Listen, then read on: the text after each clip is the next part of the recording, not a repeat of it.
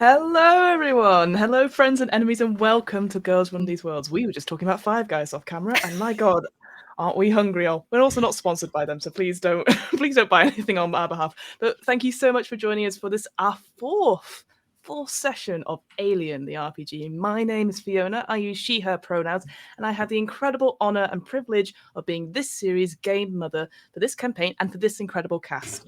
Now, before I ask the cast to once again reintroduce themselves, I just want to tell you a little bit more about Alien and what the stream is about at the top of the session. So, the Alien RPG is published by Free League, and they are known for some absolutely cracking RPGs: Tales from the Loop, Vassan, Coriolis, Dragonbane, Blade Runner, which I played really recently, which is really fun. I'm a massive fan of their games, of their systems. They're all very different, all based on the Year Zero engine. And I'm a massive fan of the Alien franchise as well. Big fan of horror, in case you've not seen the last couple of episodes, but we won't go there. As always, if you want to try out the game, you're really enjoying what you're seeing here, we're going to drop a link in the chat where you can get it. And of course, a massive, massive thank you to Free League for sponsoring the stream. Now, friends, enemies, with all this in mind, and I will say this every time we're doing a stream here, the world of Alien is incredibly bleak, and it's a dark place. It's not very nice. There's a lot of focus in this game on mature dark themes, horror, and violence. Now, with all the campaigns that we run here at Girls Run These Worlds, we've had our session 0, we've gone over our lines and veils, and we have safety tools in effect. However, and I'm going to say this every time, I want you, the viewers, to make sure that you are safe whilst you're watching us play this game. You have full permission to step away at any point whenever you wish to, and take a break from watching our story should you need it. As I always say, you are more important than the story or the dice that are being rolled. Finally, the scenario we are using for this series is Chariot of the Gods, the first cinematic scenario written by Andrew Isigaska in the 26 Draconis arc. And this is the scenario that comes with the Alias starter set. Now, I would ask folk to have run or played through the scenario to just be mindful and not put any spoilers in the comments, and just to keep secrets till after the stream, because, well, if you are a bit of an arse, and you do that, I can't guarantee your safety from, well, the crew, who clearly are much more dangerous than I realised, just blocking up people in quarantine, or that's an buff mod. But, you know, that shouldn't be a problem, should it? So, I'm going to ask our wonderful cast to go round in a sort of clockwise order from my position, just to introduce their names, pronouns, who they're playing, and our icebreaker question for this week, which I'm quite proud of, is that if you were the captain of a spaceship, what would be the name of that spaceship? And I'm going to throw it over to our wonderful pilot, Arnica. Hi, I'm Arnica. I've been playing our pilot, Leah Davis, she, her pronouns for both of us. And let's see, if I had a spaceship. Okay, first of all, y'all are lucky because my spaceship names are all sayable on air, unlike the name of my racehorse. Don't let me. Okay, when we get off air, remind me to tell you about my Kentucky Derby horse. 100%. But until then, um, in fact, funny enough, I think the name of my spaceship is Kentucky Derby Horse, I love it. and nobody gets it. And it just, I feel it's a whole universe going, what? And me laughing, going, no. Half of them don't know what a horse is, much less a Kentucky Derby. So it's like 3 times as funny. I love it. Thank you. I think that comes to me. Yes. Hello, I'm Reyna. My pronouns are she, they. I am playing Wilson, the company agent embedded with this crew, whose pronouns are they, them. And this is a very good question because there's so many fabulous options. It's really a world is your oyster kind of question. And I think the name of any ship should really suit the nature of what it is, like what classification it is. If I had a ship, it would probably be like just a casual, frigate. Just maybe something I could take out and haul some cargo and take it out for a spin on weekends to some delightful little solar systems. On the Penumbra podcast, the ship is the Carte Blanche, which is very Ooh, good, and that was good. extremely tempting. But I don't know. Venganza, I think, is where I'm sitting right now. I love Just a that. little hint of spice, right? Brilliant. Thank you. I love that. Next, please. Oh man, this question broke me. completely took over my brain and spent a good solid 10 minutes just thinking. And in the end, I couldn't do it. It's like choosing a Twitter handle, like it has to represent you perfectly, the entirety of your personality in one pithy little thing. And I couldn't do it. So I went to the pithiest people I know, which is the rest of the council. And so crowdfunded, I have to award the winner to Mo, who I think is in chat, you absolute deviant. The shooting Starsy was Ah, the winning entry. very good. Right? We love a pun. We love a space pun. Very good. It broke me so much that I forgot to actually introduce myself. Yeah, I Hi, was going to I'm say it. JC Cool. Darcy. No, that's your name now. Yep, Shooting I'm Starsy. the shooting Starsy. I use shoot/star pronouns. And I'm playing Rye, the roughneck, who's trying to keep it together, yo, trying to get this job done, trying to cozy up to the corpo and keep my captain happy. And it's all getting a lot. Yeah, it is. Thank you so much. Next, please. Hello, I'm Maddie. My pronouns are she, her, as are the character I'm playing, Cham's pronouns. She is the cargo loader for the crew, and I went down a very traditional route for my spaceship name because everybody loves their Greek myths for their planet names, their ship names, their space station names. And I also love queer found family tropes and shows like Firefly. So I went for the Hestia because she's the goddess of the hearth. And so, like, a little ship would be like a home. Oh my god, that is adorable. Very, very good. Last but by no means least. Hi everyone, I'm Ida. My pronouns are she and her, and I will be playing the officer of the crew. She's the captain of the ship that is lovingly parked outside this bad ship we're on. Miller, whose pronouns are also she and her.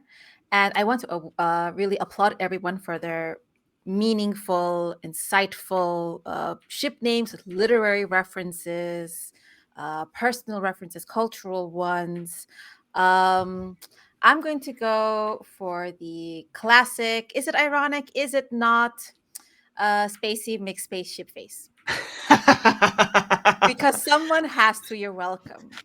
The thing is, I can imagine Captain Miller would also have done a vote, and Davis and the rest of the team would have gone, "No, we're voting for the shit option." As a result, oh, that's great. I love that. I actually I realized I never answered these questions either, which is very bad on my part. So my spaceship name is very boring. I will just call it the Toyota Yaris because that's the first car I ever had, and we'll just go with that because all my creativity spent in the actual game. But there you go. So It's also a great name for a horse. I thought so too. Oh, I'm sure. Again, I can't wait for this in the break, Annika, so you can tell us it all about your horse. Anyway, what a fine crew. What great answers. And yeah, well, before we dive back into our recap, let me just talk again quickly about the main game mechanic that you'll see come up in Alien. So when a character wants to do something where there's a tiny bit of risk, I mean, only a tiny bit of risk, I'll ask them to describe what they're doing and then ask them for a role that combines one of their attributes and a relevant skill. By adding the levels in the attribute and skill together, that will create a dice pool of d6s known as base die. And in most situations, all they need to do is just roll it and get at least 1-1 at 1-1, 1-6. Ha, I've changed the rules halfway through. 1-6 in order to succeed on the task in question. I mean, very simple, straightforward. However, life on the cutting edge of space is pretty brutal, and this is where the stress mechanic comes in. So, when making skill rolls, the characters must also add a number of d6 equal to their stress level, known as stress dice. And I'll always bring it up. They've got the stress dice here, the official one, which is a yellow one. And you see on the one, there's a tiny little, it's a little face hugger. Oh, that's very cute, isn't it?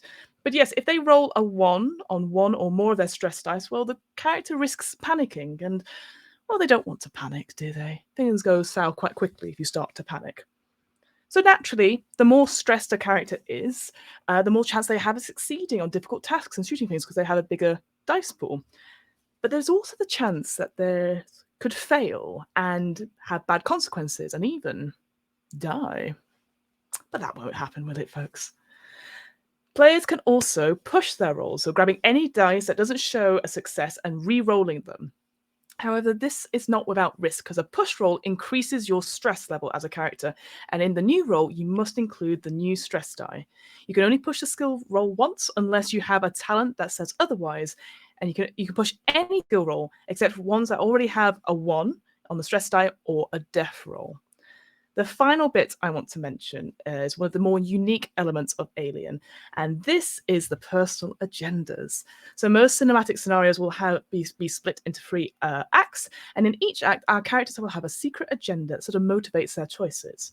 Now, I've said to the players they're not bound to carry out these completely, but should they follow them, at the end of each act, I will reward them with a story point, which they can spend for 1 automatic success on any of their rolls. Now, we are actually at the beginning of a new act, folks. We're at the beginning of Act 2, and I have given out the new agendas to all of our players, and I've decreed, after much rewatching back of the VODs, that everyone gets a story point, because all the agendas were very much followed, and I was very, very delighted and pleased as a result. So please take your story point, folks, but use it wisely, because once it's used, that's that. Now, finally, and I've cleared this with the cast as well, but again, just so the audience is aware, there is a traitor amongst our family and our crew. One of the characters is not who they say they are. They are a secret android who is working for a completely different agenda and is mimicking, essentially, the character that is replaced in our story. Only the traitor and I know who they are, and should they get revealed, their mechanics will change to that of an android. But we'll come to that should that happen. I'm sure it's fine. I wouldn't worry about it, guys. Really wouldn't. So, that's all the admin out of the way. Are we ready for episode 4 of Alien? There's some shaking of heads there. What if we just say no? I'm producing. What if I just cut the stream? What if we just don't die? The stream could get The only way to win is still not to play, playing. right? Yeah. I'm not gonna die anyway. So, previously on Alien Chariot of the Gods, the crew of the US CSS Montero has been in the process of delivering a special order for Weyland-Yutani's corporate account, 27 high-pressure tanks of dangerous tritium gas, which, when the ship's mother received a garbled distress signal from the US CSS Kronos, a Weyland SEC M3 Hyliades-class spacecraft which had been missing for 3/4 of a century. Upon discovering the ship floating in the vast void of space, the crew's mission changed from one of delivery to that of salvage, with new priorities to bring back the Kronos, any surviving crew, and any scientific data to Anchorhead or to another Weyland-Yutani facility. Now, I know I keep mentioning it, but just in case, we're following along, Wilson, our company agent, also receives similar orders with the additional conditions that authorized the use of force and indicated that, if needed, the Montero should be removed from the equation. The team then boarded on the Kronos and quickly set about finding what happened to the ship. After bringing on the power to the main systems back online and cleaning and repairing the air ventilation, the team noted that extensive repairs would be required in order for the Kronos to fly again and to be able to take it back to a facility. They also noticed some other minor details, like an elongated body of a crew member without a head, several fungi-like moldy egg sacs, which seemed to be growing in dark spots of the ship. Cham went back to the Kronos to re-oxygize her suit, but whilst waiting also noticed another anomaly. I've lost my point. There we go. The Montero was detecting again yet another nearby ship on its sensors, which simply did not exist. After some interesting parallel conversations between Wilson and Rye on one hand, and Captain Miller and Davis on the other, the team regrouped to discuss their options and the unusual discoveries that Davis had made in Deck B's med lab. However, the crew was, timely interrupted by a sudden call on the intercom. The crew of the Kronos had awoken from forced termination of their hypersleep and had managed to get out of their cryo chambers on Deck A. The survivors consisted of the ship's XO Johns, Sergeant Reed, Doctors Cooper and Flynn, and company rep Clayton. Up until this point, all 5 of the surviving crew members had been suffering the side effects of prolonged hypersleep and were slowly recovering. What followed was a tense exchange between the crews, with Captain Miller and Wilson dealing with a distraught Clayton and a subdued Johns, both trying to process what had happened to them and how long they had been asleep. It was revealed that the Kronos had been on a scientific archaeological dig to a rock planet to explore some ancient ruins. The science team had collected some important artifacts which were being studied in the med lab and the science labs on Deck B. Suddenly, a mutiny had occurred, and the Kronos had left planetside, stranding half the crew and rejecting its or ejecting, not rejecting, ejecting its science module. Amongst the confusion and the haze of brain fog memory, it was revealed that the captain and the ship's android Ava were the ones left in charge of piloting the ship, whilst the other crewmates were forced into hypersleep for their own protection. Captain Miller had sent Davis and Cham off to a detailed analysis of the bridge and repairs, and was considering next steps with Wilton and Rye, when Dr. Cooper, one of the Kronos' scientists, started to complain of headaches, the mother of more migraines even. He collapsed to the floor, and as both crews looked on in horror, a terrifying four-legged creature the size of a large rabbit with white, translucent skin and spiky limbs tore its way out of Dr. Cooper's head. The creature scampered off into the bowels of the Kronos, and the Montero was forced to quarantine protocols on the Kronos crew, much to the protest from Clayton.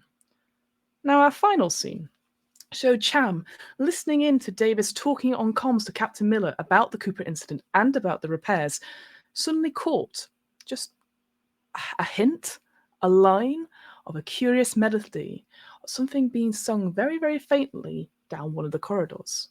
A song which had asked, "Is this the way to Amarillo?" before fading away into silence. And that's where we're going to pick up, my friends. Cham, hello. You briefly, on the edge of your perception, caught that thing. What would you like to do? So I'm trying to get a picture of what's happening everywhere. So if I So have I currently, heard over the radio of anything of what's been happening upstairs? as far as I remember, and do correct me if I'm wrong, Team Montero, Davis and yourself are in the bridge just now.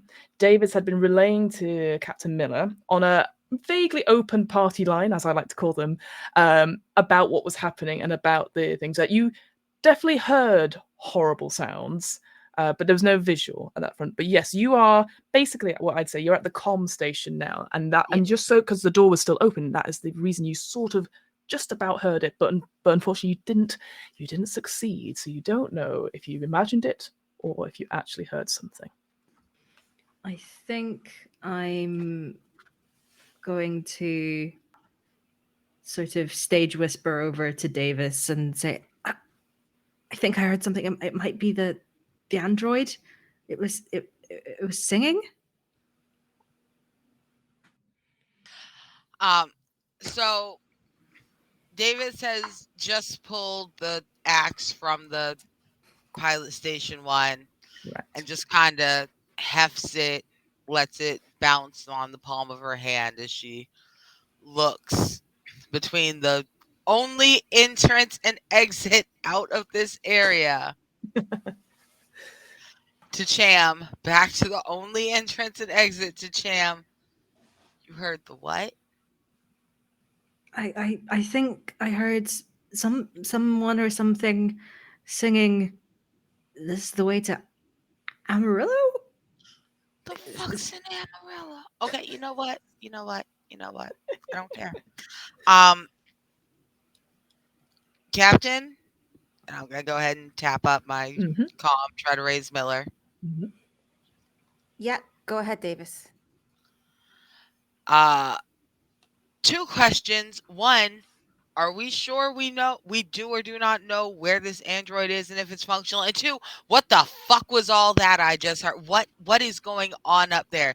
Let's start with what's going on up there, bounce back to the android, and then hit with what the fuck is going on up there.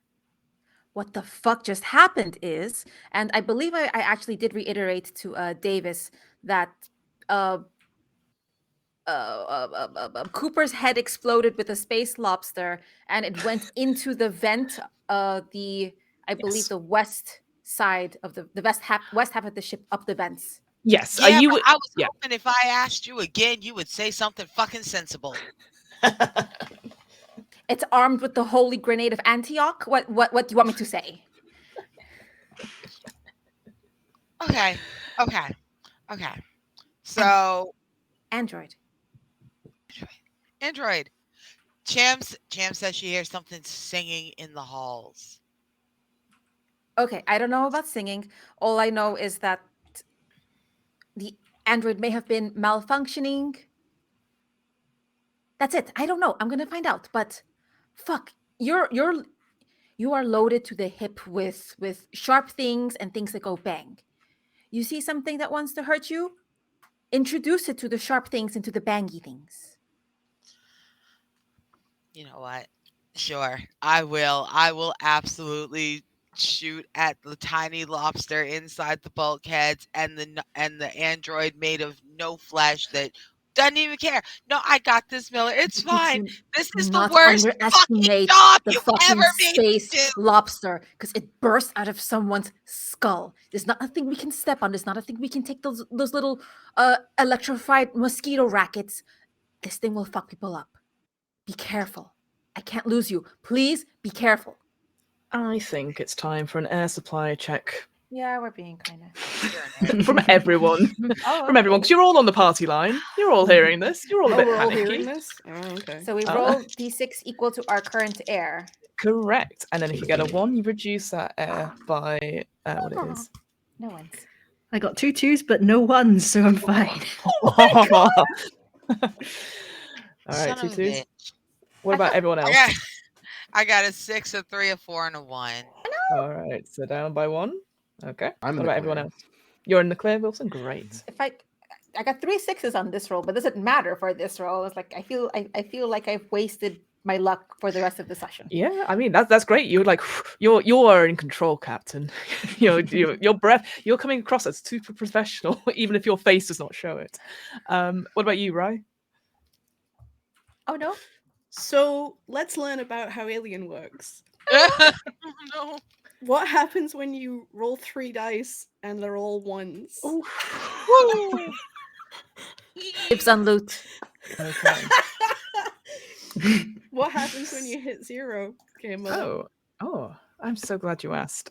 So what happens is that it's very tense, and I think certainly Rye, because you were there during the sudden demise, shall we say, of Dr. Cooper, and with the sudden sort of very terse exchange that Miller and Wilson had with Clayton, and the shutting of the door, you are everyone's definitely breathing quite hard, and you just so happen to notice that your oxygen tank has gone to 0.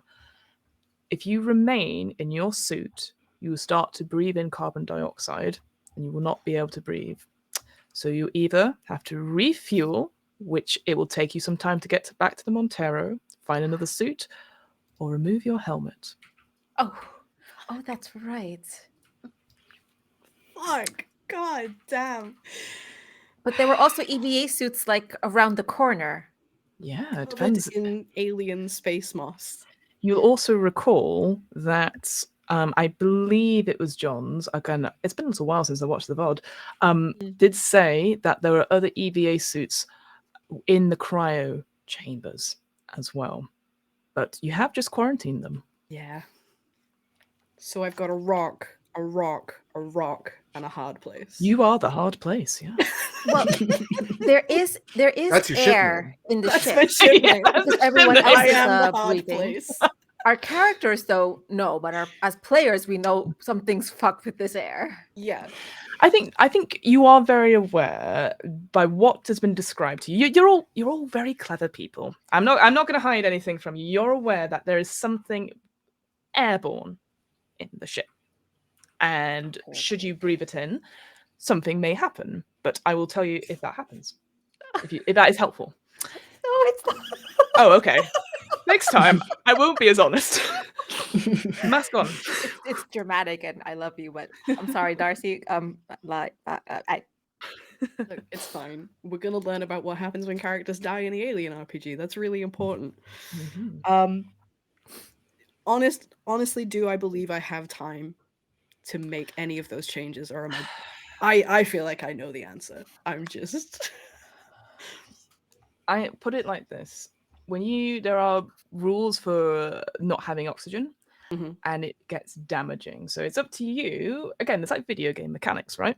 You could take some damage and try and get some air, but at the risk of hurting yourself even further. Oh, you could just Okay. take your helmet off. I don't want to take my helmet off, Fiona. Oh. I really don't. Oh, why not? It's just a button there. Because I just watched what happened to that dude.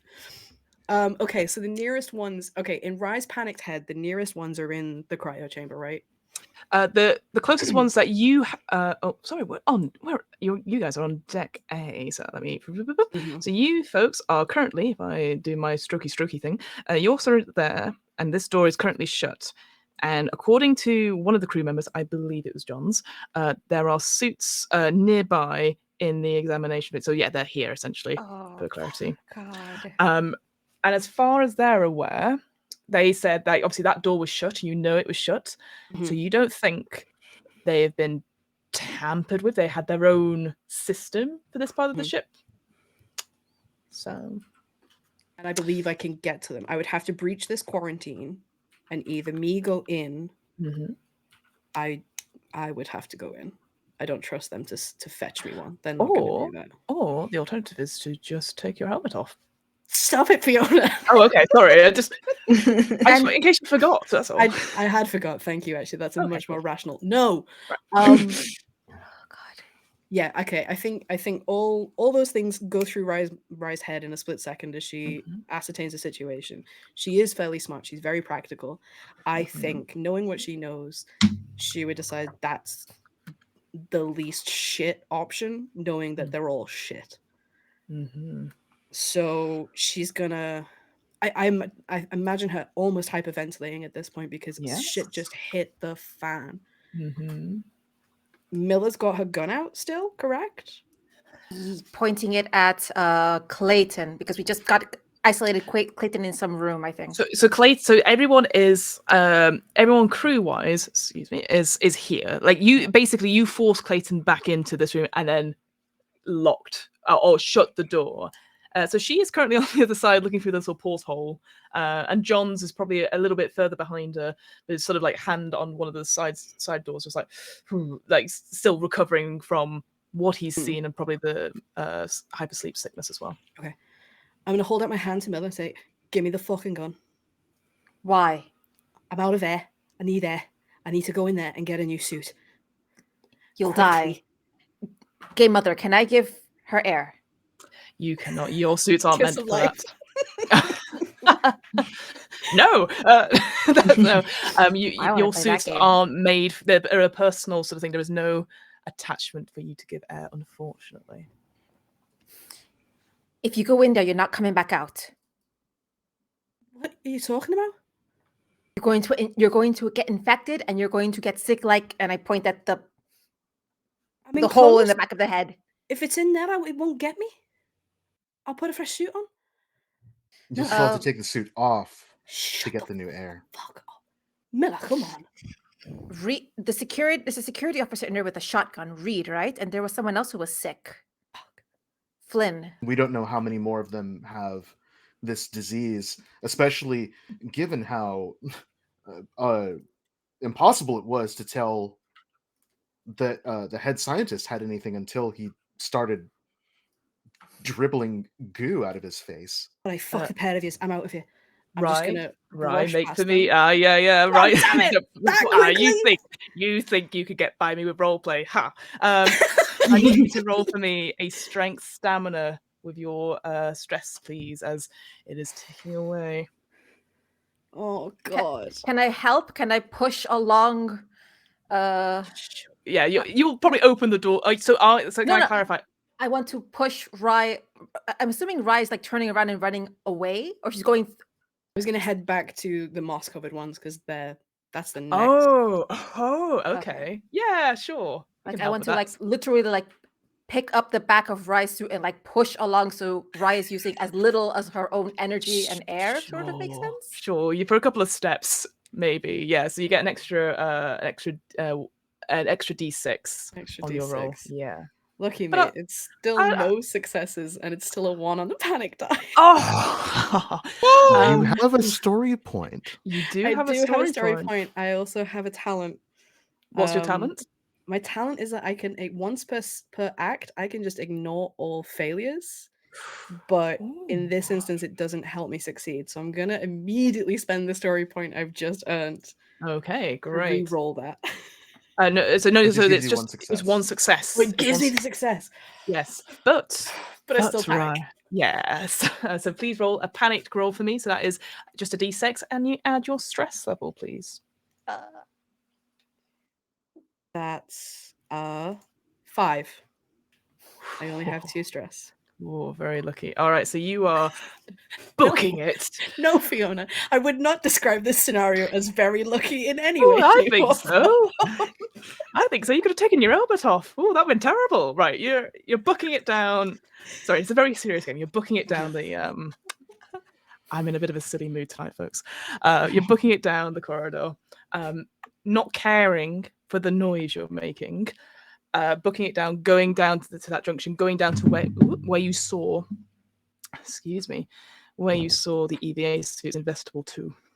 And I think, I assume, just again, just to make it easier for party knowledge, that this conversation would have been overheard on the open party link. So Davis and Cham aren't surprised suddenly as you are just like, duh! And you rush around to the vestibule. You open the door. It's still the same scene. The mold has not gone anywhere. And you take a moment and you go, 3, 2, and you hold the breath as it beeps 0. And you quickly, you're holding it, and it takes to get to a new system pack. Essentially, you're just holding your breath. You're desperately trying not to panic, not to do anything, and you just keep it together as you reach out to the one furthest away from this mold. You grab it, you sort of set it in. It's your hands slightly shaking, but not so much that you're putting in the different tubes and stuff, and eventually.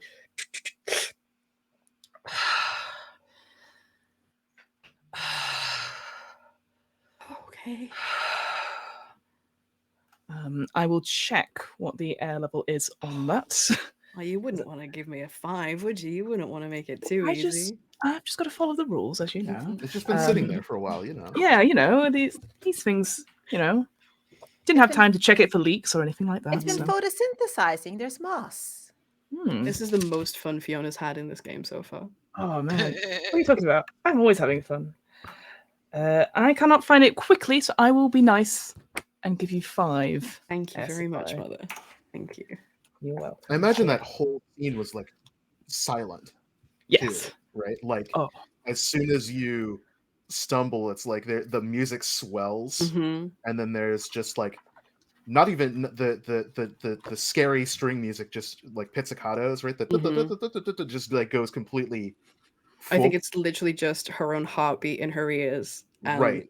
The shallowest, strained breaths as she's trying to not breathe deeply at all. Right, and the second that the suit clicks in and there's the air, it's the right. The sound slowly starts to get in. Like when the blood pumps in your ears. Yes. And everything is just like kind of muffled. It starts to slowly come back in. We get clarity on everything else. Yeah, the edges of your vision. Yeah, the edge of your vision. It looked like it was going dark, like a la video game style, where the light goes and then slowly, surely comes back. But I would still say you're still stressed. So taking up a stress level, Darcy, if that's okay with you. Yeah, that's. I would imagine so. I fucking hate it here. I fucking hate this fucking ship. What the fuck are we doing here? I've never been so glad to hear you swear in my life. I'm so glad that you managed to get that fucking air. I'm gonna quickly retcon something for you, Rye, just so you know. So the air supply isn't 5, it's 6. It's a heavy item, so it takes up 2 of these things. These are much older models, so a little bit more bulky, and they also have an armor rating of 4, so that goes up from your previous one. Oh shit, dudes! From 2 to 4 is a huge jump. Silver lining, let's go. I would have said that even as Rye runs off, Miller would have kept the gun on on Clayton. She's like almost trembling at this point. It's like, this is your fucking fault. We shouldn't have been here. We're here because we're following, I say on loud public comms, fucking corporate policy. At this point, she looks like incandescent. Like, how is this my fault? And John steps up and is like, "It's okay. I think I've."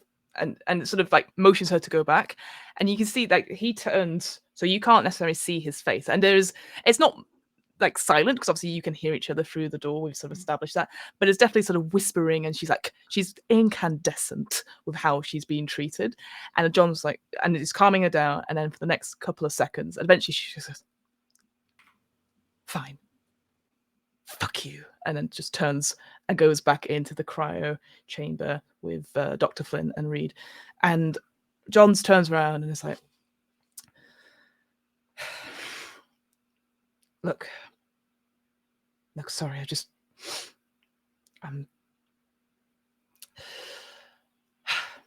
Captain, I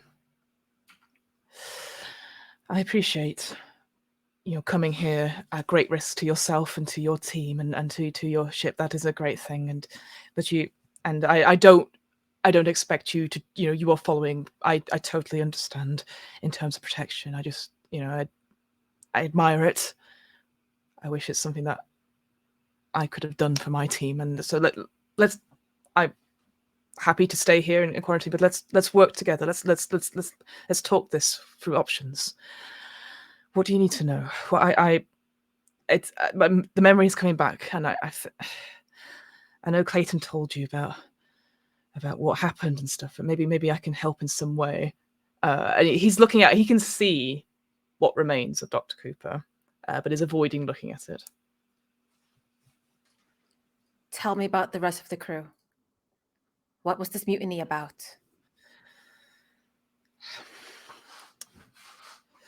So we were sent to investigate these ruins, just as Clayton said. It was he says, looking at his own data pad to make sure he gets it completely right. There we go. It was a planetoid, barely LV 1113. That was the only name we got. And well, our science, our boffins, they went out and they brought back these artifacts, these weird. I don't know. I'm not a man of science, but they look like urns, weird, like of a metal I'd never seen before, and they just took them down to their labs and did multiple tests on them, and they brought back something else. It was this a mold, some sort of fungus, and it got out, and it gave out these spores, and the spores, well, I don't know exactly what happened, but it changed the crew that inhaled it. Long arms. Yes. And yes. made the heads pop off? Like, no. And No. and I kind of just mentioned down to the body. I'm like, I don't mean to be macabre, fuck, but Cooper here still has a head. Yeah, no, the one we saw didn't. I don't understand. Cooper and Flynn, they to inoculate against us, they created a vaccine. We all got inoculated, so I don't understand. He said it was fine, and I can prove to you. There's in the Medilab downstairs. There's more of these inoculations, and it stopped. It didn't. Nobody else turned into the elongated arms, and so I don't understand.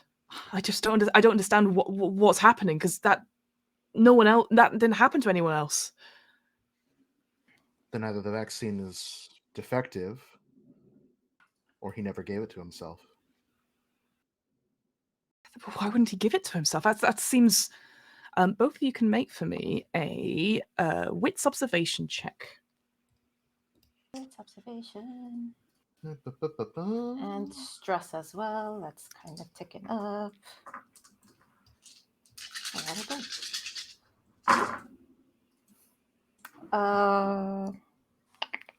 One success, no ones. Okay. 2 successes. 2 successes. So as you're saying this, Wilson and Miller, again, being careful not to touch Cooper, you sort of look at the remains and you see in the breast pocket of his coat that he's put on seems to be a small bulge of a thin sort of case, essentially.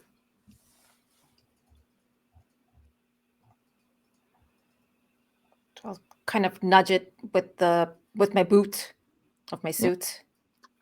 You connect. It feels. I'm just trying to think of the sci-fi term of it. It doesn't feel like plastic, but it feels solid. It doesn't break under your impact or anything like that. But it definitely seems. It definitely, whatever it is, it's not alive. It definitely feels like a hard case of some sort. I'll kneel down and fish it out, trying to keep my hands as far away from the goop as possible. Oh, 100%. Yeah. But how the fuck?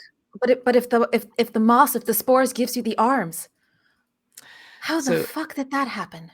You find, Wilson, as you gently, delicately even this open and you pull out, you find a hard case which you recognize, even though maybe a couple of models old. It's like basically a very small medikit, and as you open it, you see.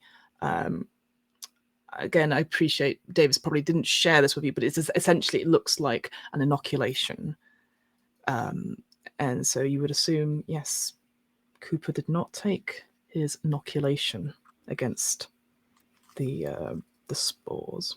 So like a stainless steel tin with a little foam insert and a hypo insert. Yeah, like essentially an insulin type. Yeah, right. Yeah. So the shot is like Miller pulling it out, Wilson pulling it out and like opening the tin, like flipping it open, and kind of you can kind of see the hypo reflected in the bubble helm, and then they like slowly look up to the porthole, and then they just wiggle the tin and snap it shut. John's is sort of, you can see the color drain from his face. He's like, what?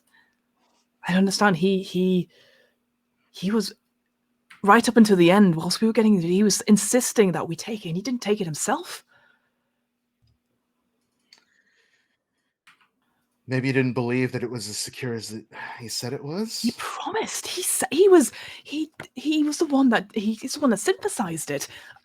Flint worked with him on that. And maybe he just thought it was the end. I don't know. We'll never know. And at a certain point, there's no need to know. The only thing that matters is that he's no longer here, and something else is. But there's also crew members on the planet, you said. Well, I mean, they were left there, but I mean, what did you say? We've been drifting for 75 years? I mean, who knows what happened to them? Look, I am acting captain for the Kronos now, but I appreciate that you have no reason to trust anything I say or anything, and I am happy to cooperate in any way possible. I beg you. You have to. We will undergo any tests, anything you wish. I can get Flynn to create more of the vaccine. We can test it multiple times, but you have to help us, please. You can't just leave us here. We don't intend to. Okay. And you can see that his breathing, like, he's taking quite measured breaths. In the sense of he's trying to stable himself and keep it together himself, rather than say anything sickness related. I know I have to clarify this quite a bit, but he definitely looks like basically a man wrestling with a lot of emotion just now and a lot of helplessness. You know, basically his and the rest of his crew's life is in the hands of complete strangers who have so much power over him right now. The burden of command, right? Yeah. I appreciate that you also have no reason to trust any of us. The only reason we're here is because some ones and zeros got crunched in a computer and happened to pick up your signal. It's pure serendipity that we're here and that you're here. And now that we're both here, I think it's in all of our best interests to make sure that we stay here and we all leave here together. Yes. Absolutely. Yes. Look, if it helps, I points to the space of that Rye left. We have some, as I said, limited EVA suits. I can go check that to see they're not been tampered with, but we've only got, I think, 3. There won't be enough for everyone. But yeah, in your hands essentially. We need to do some work to find out whether or not it's safe, even through whether it spreads out of those suits. We don't know. As far as we know, Sure. we're also not infected, but we could be as well. Sure. There's no telling. We're going to need time.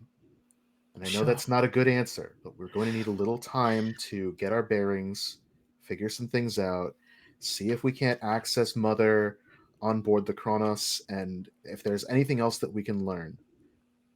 We're also going to need to make sure that none of us gets bumped into by that thing. Understandable. I would offer, and again, and you can see he's being very, very differential to Wilson at this point, Captain Miller, because somebody who has taken control, he's instantly sort of steps in line. Yes, someone else is in charge. Right. Yes, exactly. You can see there's a big relief on his face, and he sort of says, if it will help Dr. Flynn, I, again, could come with you, have an EVA suit, like could be completely, can check his vitals and stuff and come with you and help you with that. It can definitely help you in terms of any data you need and stuff like that. Myself, I can come. I have the access to Mother, if you don't already have that.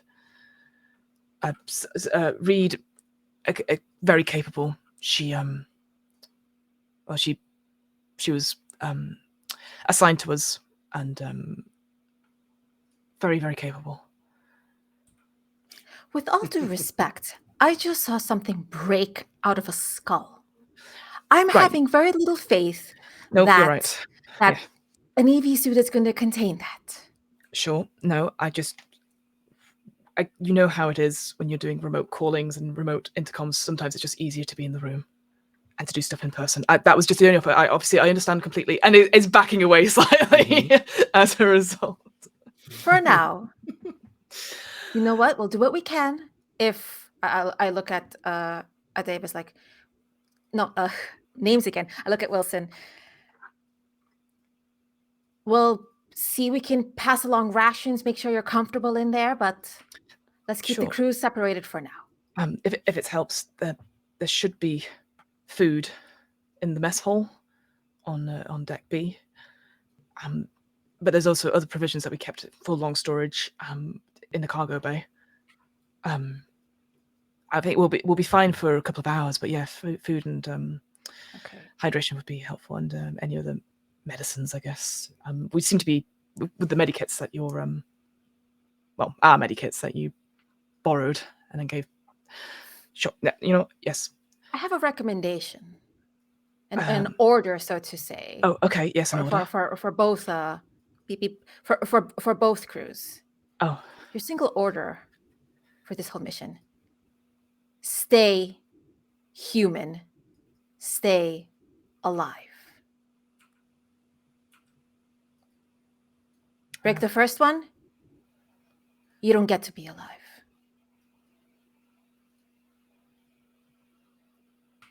Roger, he says through the door. All right, I'm gonna move just now because I will come back to Miller and Wilson in a second. We'll go and Rye. So we'll go back. Yeah, we'll go back because Rye, you've put on your nice new suit or old suit. You look very retro. I'm fine. I'm totally fine. Cosmonaut Yes. chic. Oh, yes, love it. Mhm.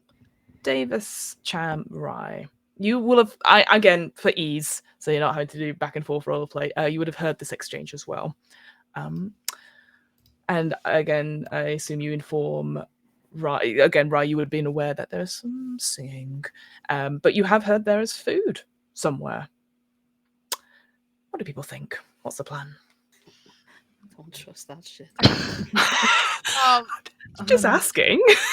So when Rye came tear ass in, damn near throwing themselves down the junction stairway, trying to get to the other room, I looked at Cham, I hoisted the axe, and I said, "Stay here."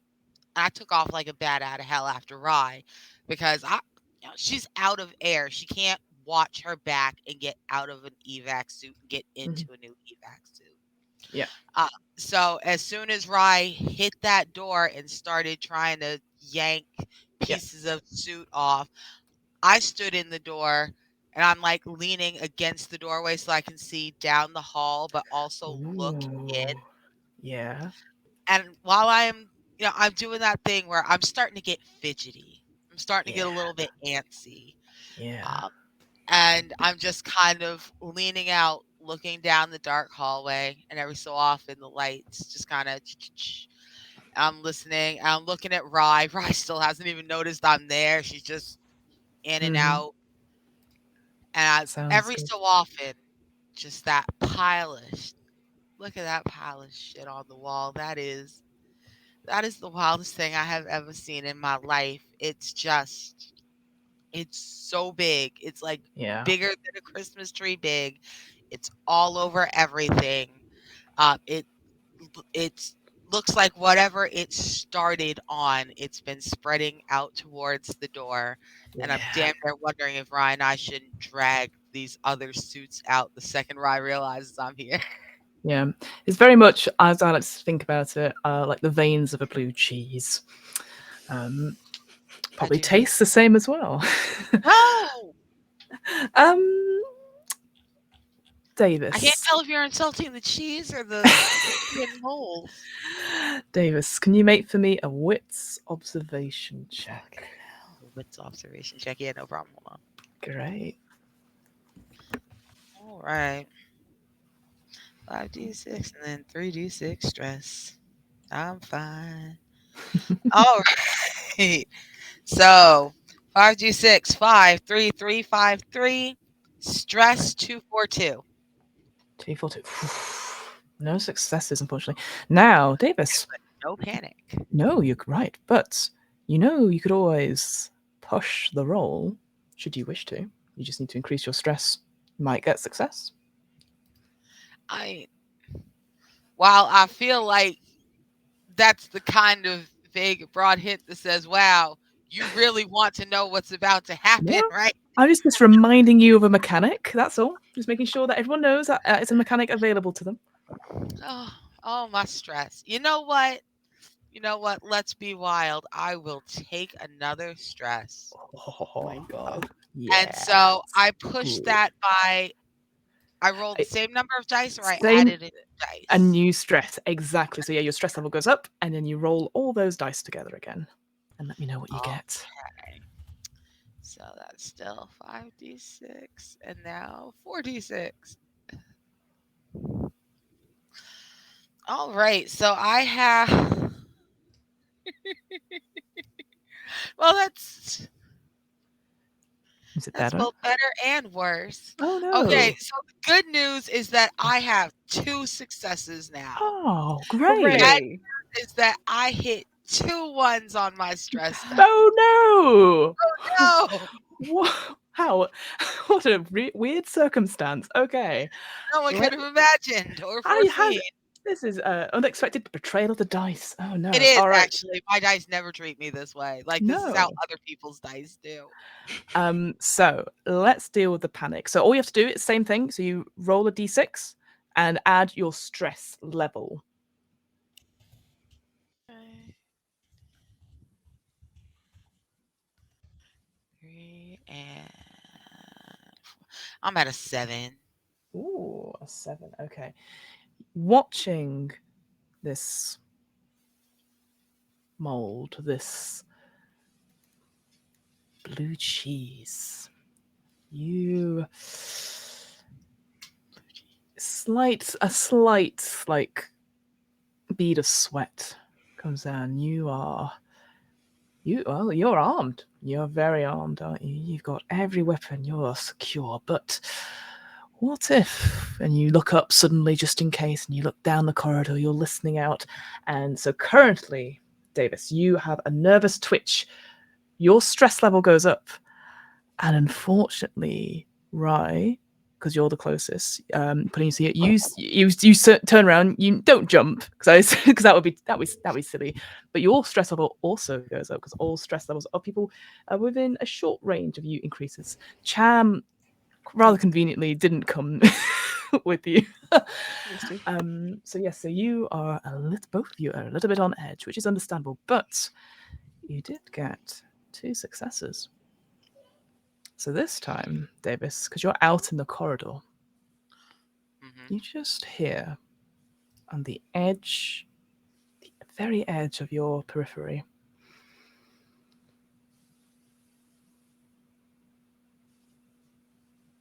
sha-la-la-la-la-la-la, sha-la-la-la-la-la-la. You think that noise is coming from the mess hall.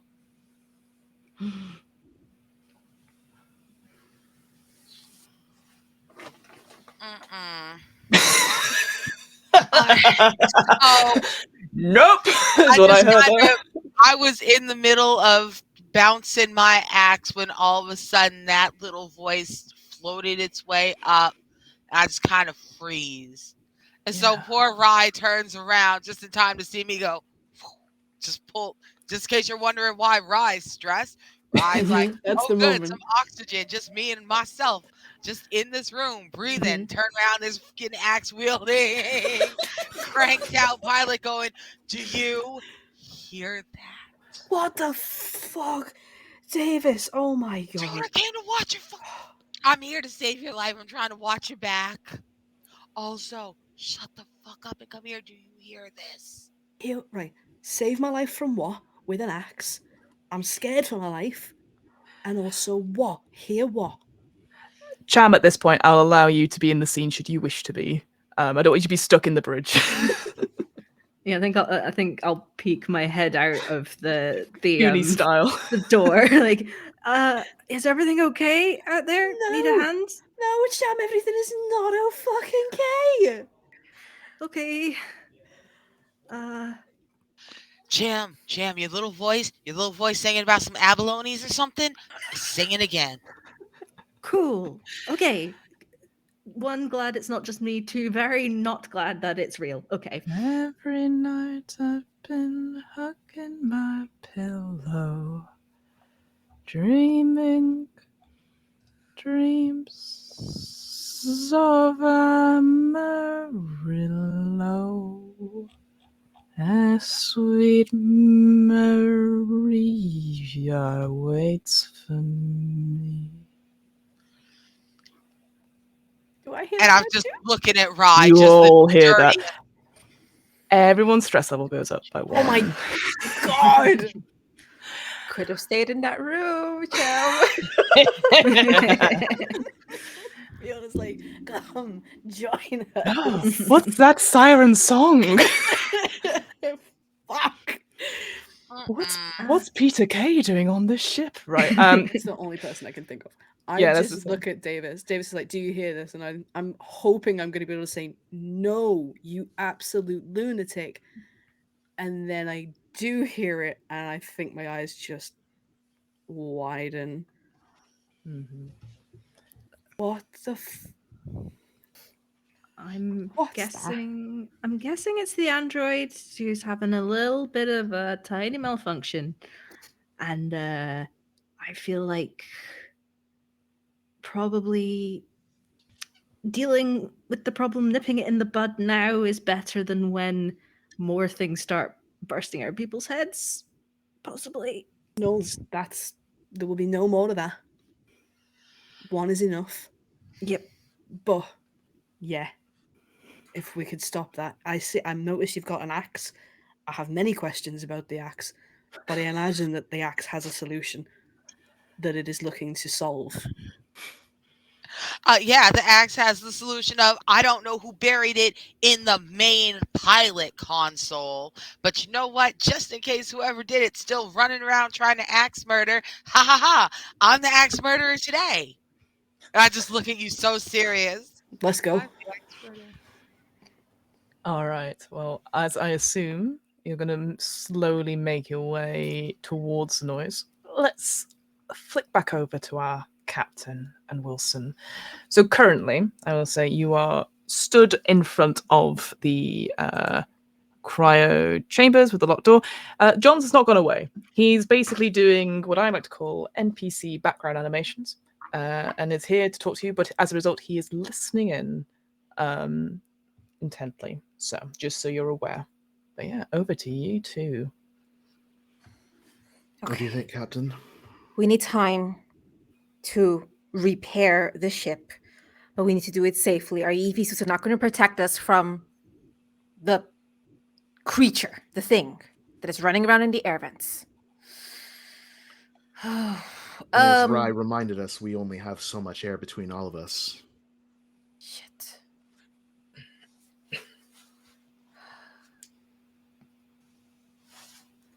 So we better make the most of it. We need to offload. I think we should. Wilson, hear me out. We need to offload things to the to our other ship. This is compromised. This is going to cost us our lives. If we start bringing things back onto the Montero, we're going to compromise our only way out of here. So, is that you making an argument for leaving everything behind and going? Because I'm trying to find a middle ground here. So am I. And right none now, of I don't those see any grounds good get options. met when things are exploding out of our skulls. The last thing I want is the worst headache I've ever had in my life. The last headache I'll ever have in my life. I'm with you on that. There's a lot of things on the Montero that we could certainly make use of over here. Although, come to think of it, now that a few of us have already been back and forth once, Fuck. depending on whether or not anyone picked up anything while they were over here, could already be, well, compromised. So we need to get back into our cryosleep ASAP. There's no long-term fix here. We have to do a patch job and get ourselves to sleep to keep ourselves safe. Otherwise, there's nothing worth bringing back. Otherwise, we can't bring anything back if we're dead. Well, that part is certainly true. We're no good to anyone, the company or not. Dead. Water. I've heard water is wet as well. Okay. I look down at myself. All I have is my side pistol. On my data pad, there was an armory. I want to check out this armory. Oh, fab. I wondered when someone was going to have a look. Oh, Yeah. I'm feeling Sure. a bit Make sure that insecure we're- here. strapped up in case we bump into that thing. It made Fiona happy. There's no way this is a good thing for us. So are you both going down to the armory, or is somebody going to stay here with Johns, or what's the plan? Well, the door's in theory locked from the Yep. outside, right? Yeah, and John's you have his word that he won't move. Mm-hmm. I'm just wondering, are you just gonna leave them there? I mean, I have a cutting torch. I could just weld the door shut. Wow. But I don't think it's come to that yet. No. All options out on the table Yet? there, Wilson. Yeah. Mm-hmm. That's ever since we got here and we saw that they were in the cryo chamber. Like, that's just been in the back of my mind, just to let you know. Yeah. Oh no. Hey, I hear you're very good at using a cutting torch. So any chance you get to use it, Right. mwah. I've got this thing. I might as well make use of it. Right? Yeah. Smoke them if you got it. You should see that exterior airlock. It's never going to shut anymore. No, right. That's Well, flawless. nonetheless, Oh my God. We are aware that there is an active threat here that our suits cannot protect us from beyond the bad air. I think it makes logical sense in Miller's mind training. Wilson, I need you for backup to get to the armory. I thought you'd never ask.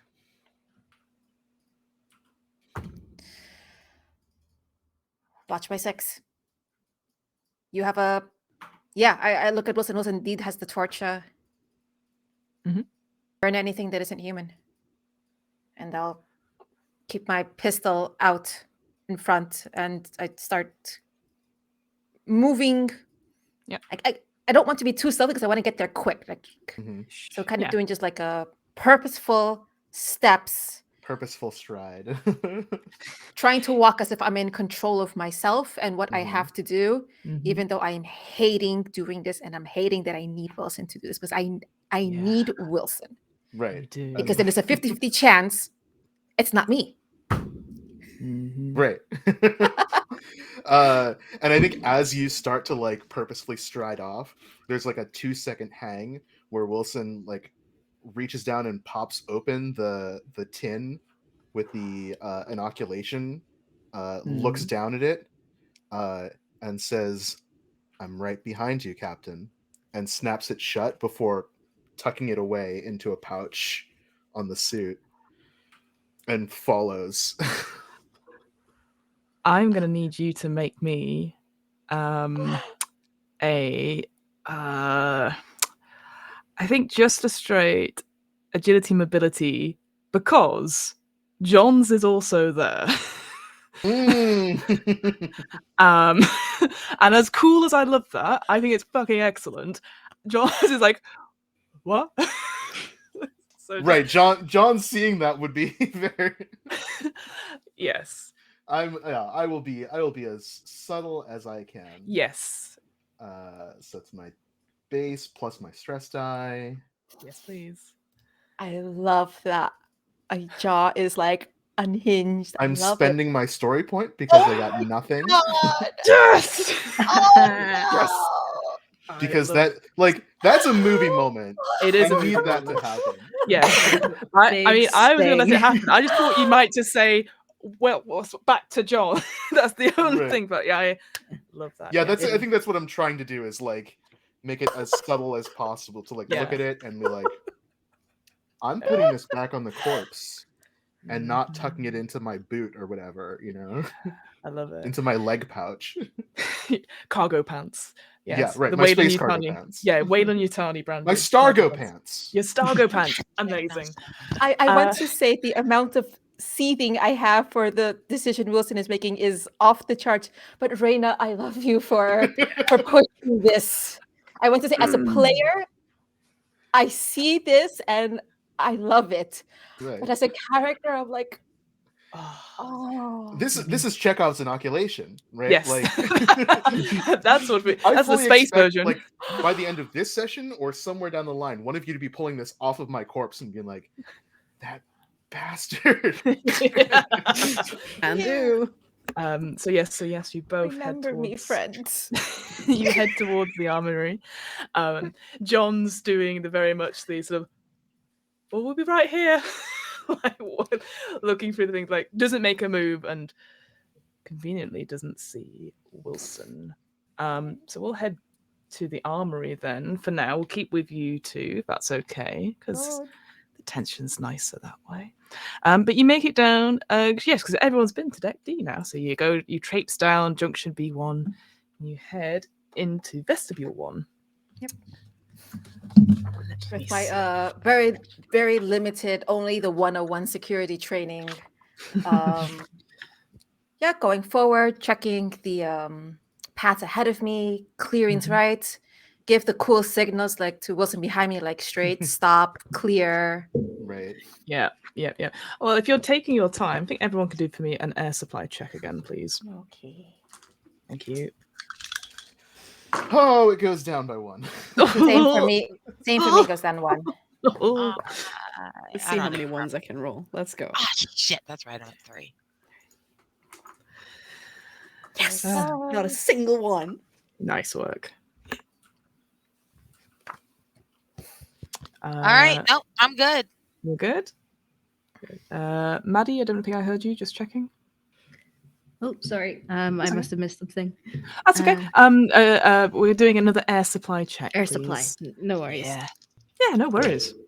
Oh, got a 1. Never mind. Oh, that's a bit more worried.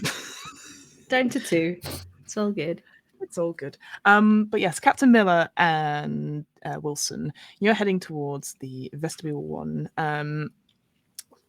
You slowly make your way. It's again very traditional space door in the sense you have to push a button to open it, and being very aware because everyone again sharing that knowledge as well. You know that Vestibule 2 had the horrible sort of seaweed like blue cheese mold. That's all it's going to be now, folks. I'm so sorry. You do the same thing where you both sort of check each other, and you welding torch and gun, and then you press the button. And in this vestibule, you see a very sort of what can I describe it as? It's essentially the identical opposite of the previous vestibule. It's almost as if the ship's been cut down the two. It's very utilitarian in that way. Space is optimized, etc. In this place, though, you notice, as been sort of explained throughout, and as you will all have noticed, is that this is where some of the escape pods would normally be, but there is no escape pods. They've been ejected. You can see. Sorry, have I? There it is. Sorry, I was reading the wrong thing. In this place, in this room, it's the armory, and it looks like it's been stripped bare. You can see hidden in one of the lockers. Again, there doesn't seem to be any mold here or anything like that. You take a good check around the room. You look up, you look down, you look in all the sort of crevices, and then you start to go through the lockers. There is no weapons here, bar one, basically a storm rifle of an ancient model Wayland storm rifle. Oh, which I that. Yeah, I will give you the stats for that in a second. So yeah, it's essentially the stats are like an M41A pulse rifle, which I'll get to you, except this one's heavy, so it will take up 2 of your inventory slots. There is 1 reload there. There is also in the sort of the detritus of the floor, there seems to be a case of shotgun shells that's just sort of lying there. But both of you won't. You will have noticed, not won't have noticed, will have noticed that there is a splatter of some sort of spray on the wall. But it's not, when you first look at it, you take a moment going, oh, what is that? It doesn't look like blood. A sort of dried, milky white spray. Just sort of spattered on the wall. And around the wall itself, there's a couple of claw marks as well. And this whole room is sort of, again, there's no, apart from the weapons I described, there's nothing else in here, but there does seem to be signs of a struggle. Do we does Miller recognize what the milky liquid refers to? You would hazard a guess, because you will have been taught about androids. that this is most likely android blood. And there's claw marks, Yeah. which our characters don't know what that is. No, but it would look very Sounds weird. similar. The It's space tiger. yeah. You know what? Matches the MO of this elusive space tiger. There's no such thing as space tigers. No, there isn't. So there's an android running around which encountered the Davis's word, space tiger. Maybe the android has data, has footage of what the fuck it attacked it, did this, and I point at the claw marks. John's mentioned that the android wasn't with the crew, that they were left to maintain the ship. It's a wonder that thing is still running. Those power cores usually require regular re-energizing and refueling every solar year. 75 years drifting out here and it's still animating? Unless there's a power source here that it's regularly refueling from. I'm more interested in knowing what it saw and what we can learn from it to keep ourselves alive. Right. Whatever it Okay. knows would be very useful Okay. to keeping ourselves safe. I think I'm sure if it's been out here active this long, it's got to know a few things that the rest of the crew doesn't. Cham mentioned seeing a shadow in 1 second, and as I'm leaning down, also picking up the shotgun shells. Yeah. I'll call into the Montero channel. Yep. And ask, hey, we think we have maybe it's good to find that android and, like, I don't know, get it to answer some questions. But we need to have this android functioning first. Has anyone heard or seen anything else about this? Oh, that is so funny you ask, Miller. Miller, I'm so glad you asked, because guess what the fuck we are hunting? Like, there's something, this android is nuts. It's gone nuts. It's wandering around down here singing, and Ryan and Cham are making us go look for it. It's such a great idea. Miller, we're on our way into, where the hell are we going? We're going to what? The food? Mess hall. Mess hall. Lord Miller, we're heading to the canteen. Meet us in the mess hall. Okay, just FYI, the android may have fought or encountered the space tiger.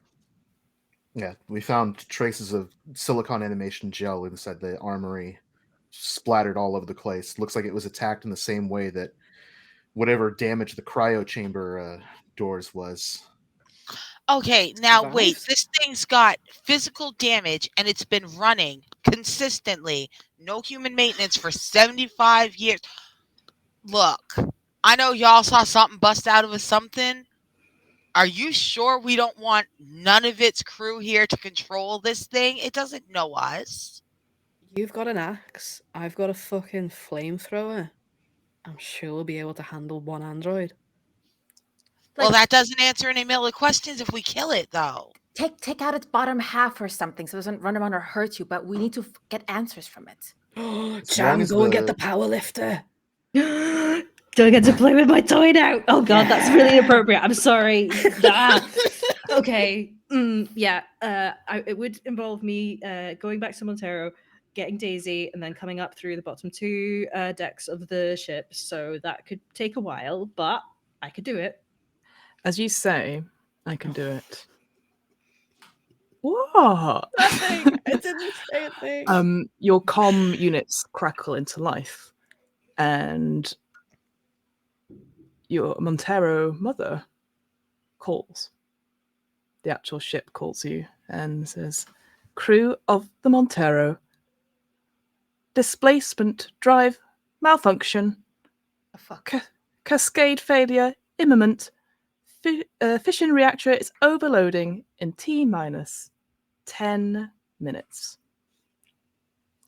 Rye, Cham, what the hell? Stress level goes up for everyone, and I think Thanks. we'll take a break there, if that's all right with everyone. As seems like the Montero has a few issues of its own, as they kind of just left it for a couple of turns, hours. Who knows? We'll be back in 5, everyone. Here's our break. Make sure you get some Like water. garbage baby. Make you get some meds, get some water, and just think about what's your spaceship's name called? If it's the Montero, I'm really sorry. I don't know if it's going to be here at the end of the break, but never mind. I'll see you in 15.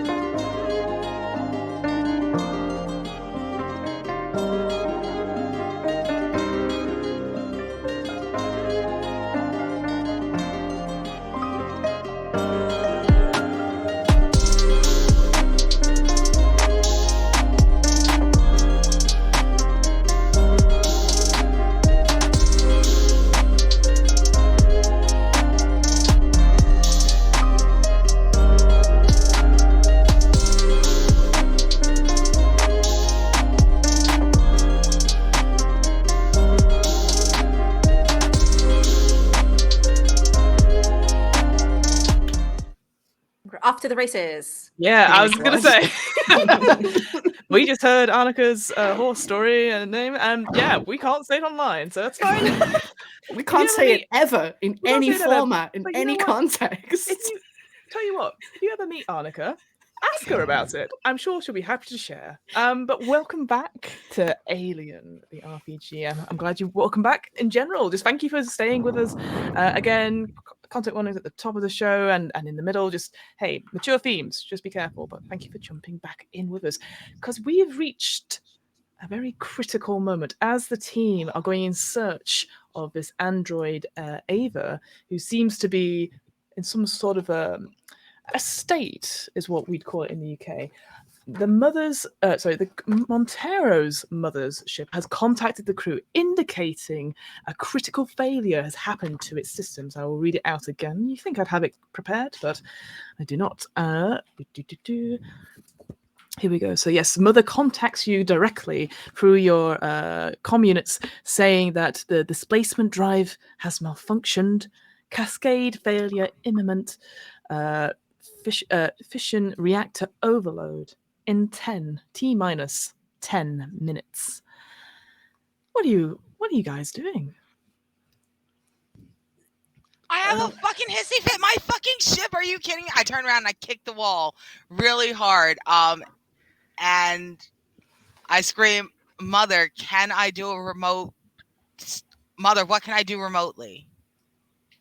There's a pause, and it says, "Access denied." Fuck do you mean access denied? There's no access denied to my ship, Mother. Mother, sweetheart, darling, lovely, it's me. Come on, baby, we've been together. Mother, what the fuck? Mother, disengage the umbilical. Whoa, what the fuck? What the fuck do you mean? What the fuck? The Montero's about to blow up. Mother needs to get her as far away from us as possible. Do I believe I can even get there in 10 minutes, let alone do anything? You think you can definitely get back on the ship in 10 minutes. And you would be aware that undoing the umbilical cord would take a tiny bit of time. But as David has pointed out, you need to get as far away from this issue as possible. But the Kronos's engines aren't working currently, if you remember. And there's no escape pods, and there's fucking nothing. But there is a manual physical override on the Montero. To override the reactor stuff. Yes, you think so? Yeah. Okay. If you know so. You would have gone through the training.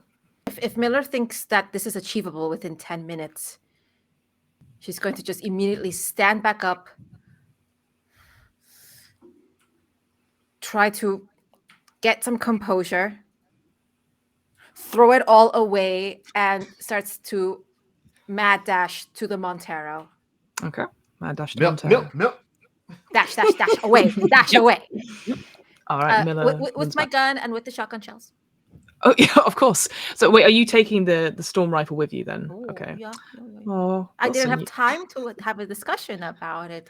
My ship's gonna blow up, and that can't happen. All right, so Miller is making her way back to the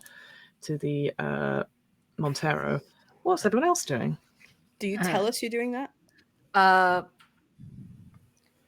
Probably while thundering away, right? Yeah. Yeah, you're all within a medium range, so you would definitely hear like various gaspy swearing. throws, like I'm going to Montero. I'm disengaging it physically. You sure you can do it? Do you want me to come? Do you need help? Come over seeking help. Otherwise, emergency procedures. You know what to do. Just in case. Okay, I'm going. Miller, Davis, take the umbilical, pilot it away. We can reconnect when we get it fixed. And I'm gonna go. I'm gonna follow Miller. Okay. So to undo the umbilical, because that was a Montero thing. You'd probably need to do that from the Montero from side. the other side. Yeah. Even better that there's two of us then. Yeah, so I think Miller? Rye would be better equipped to do that. Yeah. And I overcomes, I'm just going to say, I probably should have mentioned this earlier, but when I was restocking oxygen on the Montero, there was that weird blip on the scanner again, and it was as if there was some kind of invisible ship just right next to us. I don't know if this has anything to do with it. I'm gonna That's kill good those to scars. know. Thank you. A lot was happening. I'm sorry I didn't mention it earlier. A lot was happening. I'm sorry, What's- Cham. So yeah. You didn't deserve that, but god damn it. Okay, Miller, here, look. Don't try to be a fucking hero. Fuck the ship, fuck the gas, all of it. You and Rye, you get to the Montero, unhook the umbilical cord, and get to Daisy. We don't care about the android. We can get the android later. We are heading down now. We are going to open the car. Cham and I are going to go open the cargo bay. Put the Montero on fucking autopilot, aim her away from us, and get in Daisy and get back here. No hero shit. Fuck the ship. We can Fuck get the- this run again. We can Fuck make this the piece of shit run. Cronus. Fuck the Cronus. Fuck the Cronus, but this is all we got. Don't fucking die on that shit, Miller. You're okay. Look, you're my best friend. I'm serious. T-9 minutes. Just running. Yeah. Yeah. So who's going back to the Montero? Just so I know. Ryan Miller. Okay, cool. Miller As at soon least as is we're not both- being stealthy. There is faux. Oh no, Okay, yeah. just- I was just making sure. So yeah, those people who are remaining on the Kronos, what are you doing? Looking for anything immediately useful in the armory that wasn't already snagged. Sure. Make for me then, Wilson, a wits observation check, please. My hopes are low. 1 success. One success. You don't find anything else in the armory, and as you sort of come out, you're like, "Ah," but you see across from you in Junction B1, there's an intercom, and it is flashing on a private channel. Fucking corpos. All right. Another thing that in general, that I'm looking for now course, is like kind of, I'll specify this multiple times as I come up. I think I probably won't find anything like this outside of the med bay, but I'm looking for like a secure container of some kind, like a tube Ooh. or a vac sealed, whatever. Yes. I don't think anything like that is in the armory. No, you could no. So far, the places that you've looked, there hasn't been something like that. But your assumptions are correct. You probably would find something like that in maybe the science lab or the medical bay.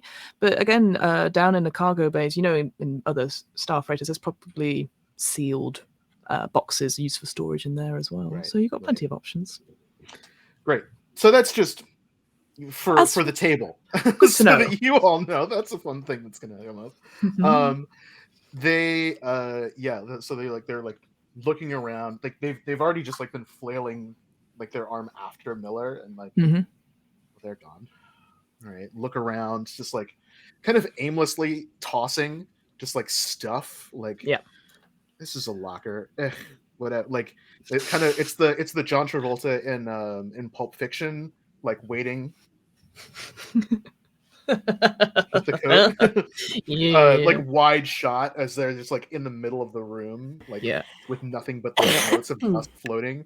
Mhm. And then I think there's like the little red blip across the hall Yeah. that's like soft focus, and then that Mhm. becomes the sharp focus as they turn their attention to it, and then they just slowly walk over. Click. This is a secure line. I overheard that your ship might be about to, what was it, explode? And this is Clayton, the other company agent.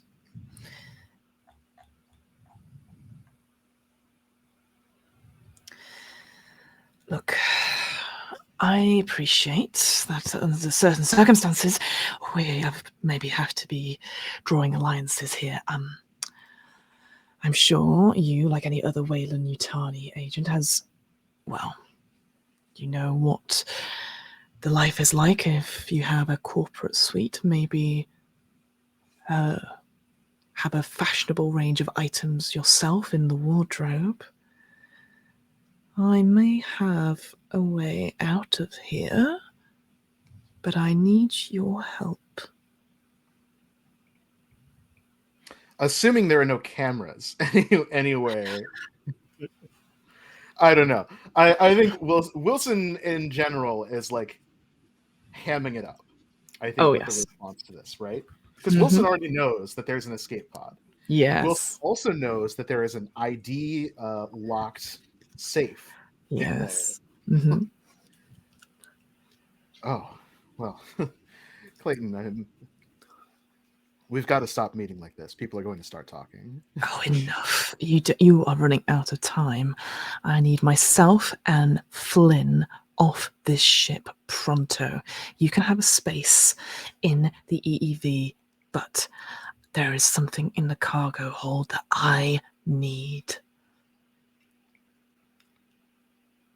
Talk to me. And we'll cut back to the rest of the team. Damn it. Whilst that conversation's happening. Who else is on the Kronos just now? I believe it's me and Davis. All right. Well, we'll go if that's all right. What are you doing, my friend? Well, Davis mentioned that we could go and check out the cargo hold to see if we could let the others in via Daisy if they're successful at making them onto safe again. Yep. So I'm going to turn to Davis and say, should we head down, get a head start?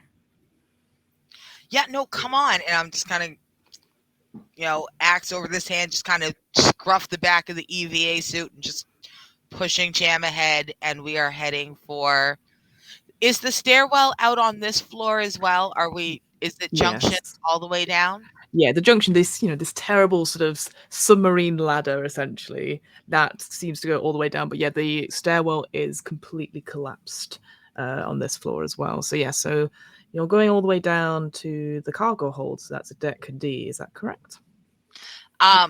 I wasn't sure if you could head all the way from B to D. I think you had to go B to C and then C to D. You can, but you can basically, it's like a ladder. You can stop off or you can carry on going. You don't have to like go through any doors or anything like that. It's like a straight route down. It's like an escape ladder. So you're more than welcome. We can skip deck C entirely. There's nothing there.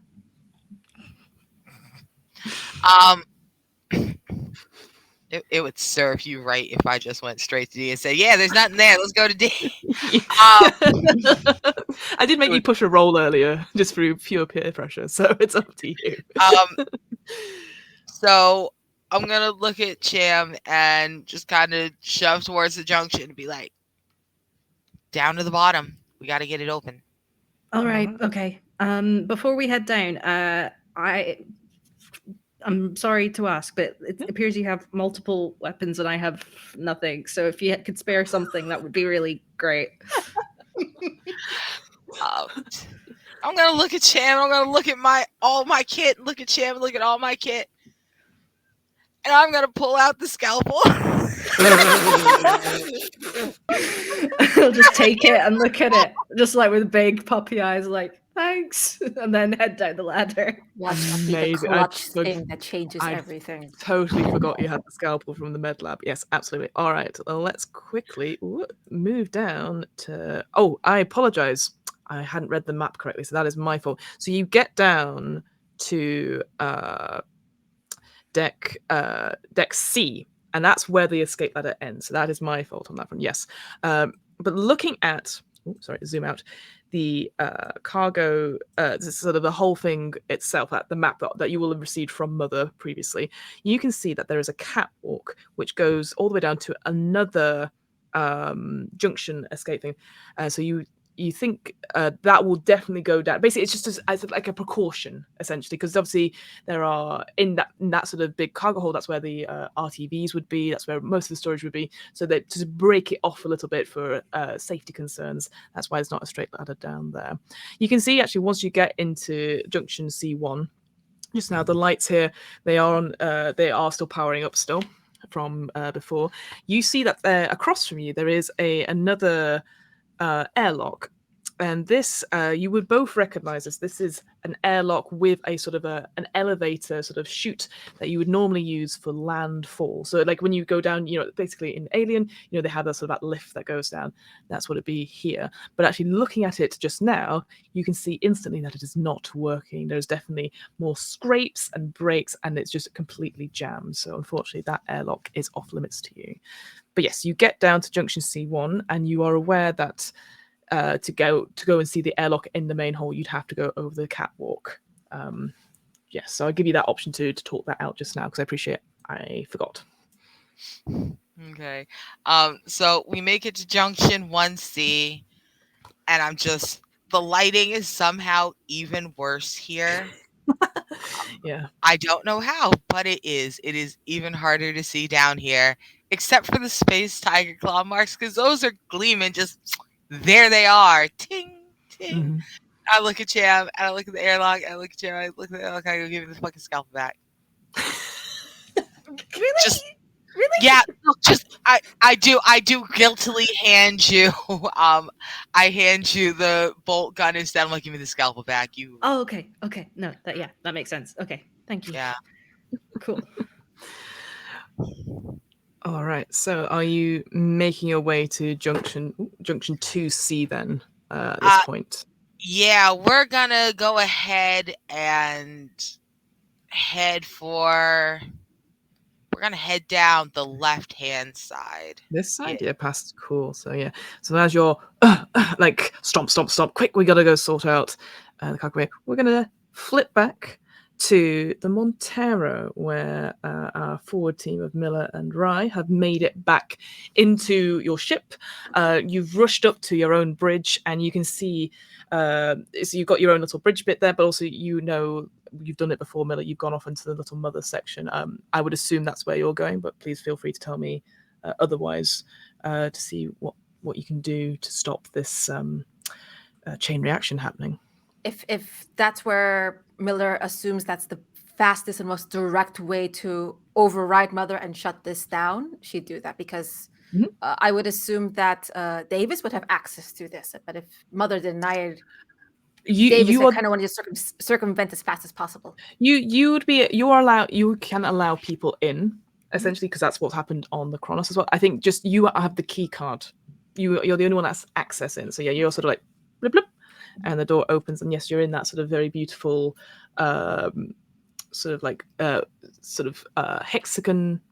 octagon room with the sort of the consoles bleeping, and you sort of sit down in the chair. There's sort of big blocky terminal, and Davis is behind you, and you see on it a countdown indicating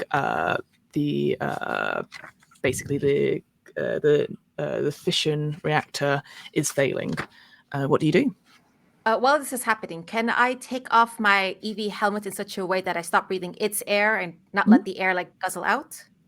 Yeah, you can you switch a button or something, and then you take the helmet off, maybe put it to one side. So yeah, you're currently breathing the Montero air. Yep, absolutely. And Davis, I will also say you would also do that, perhaps. Yeah, I will say that does not necessarily refill any air supply. Just so you. I think I'm good. I think I'm going to hold on to mine because I refilled to 6 and I clocked that the umbilical was connected, which means the air supply may have been connected. So I'm good. Yep.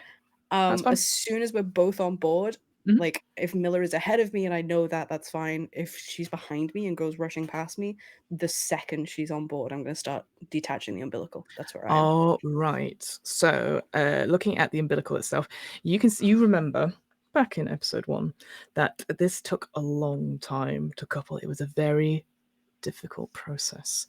So you think this would be a heavy machinery roll, so a strength heavy machinery roll with a -2, or a heavy machinery roll with a cutting torch would also help, but without the cutting torch. It would, wouldn't it? However, it occurs to me as I picture the scene in my head, if I do this, I'm going to depressure the Kronos. You are.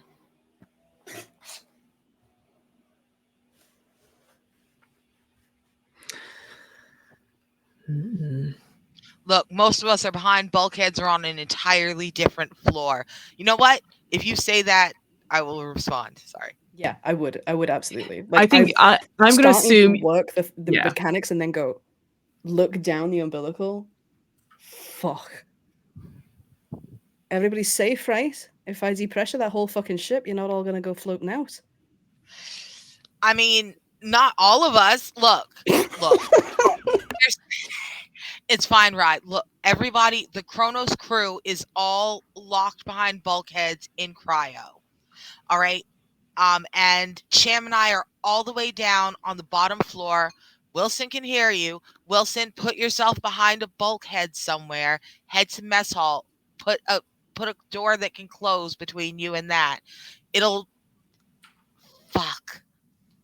I'm already working the mechanics. We have to have someone who can.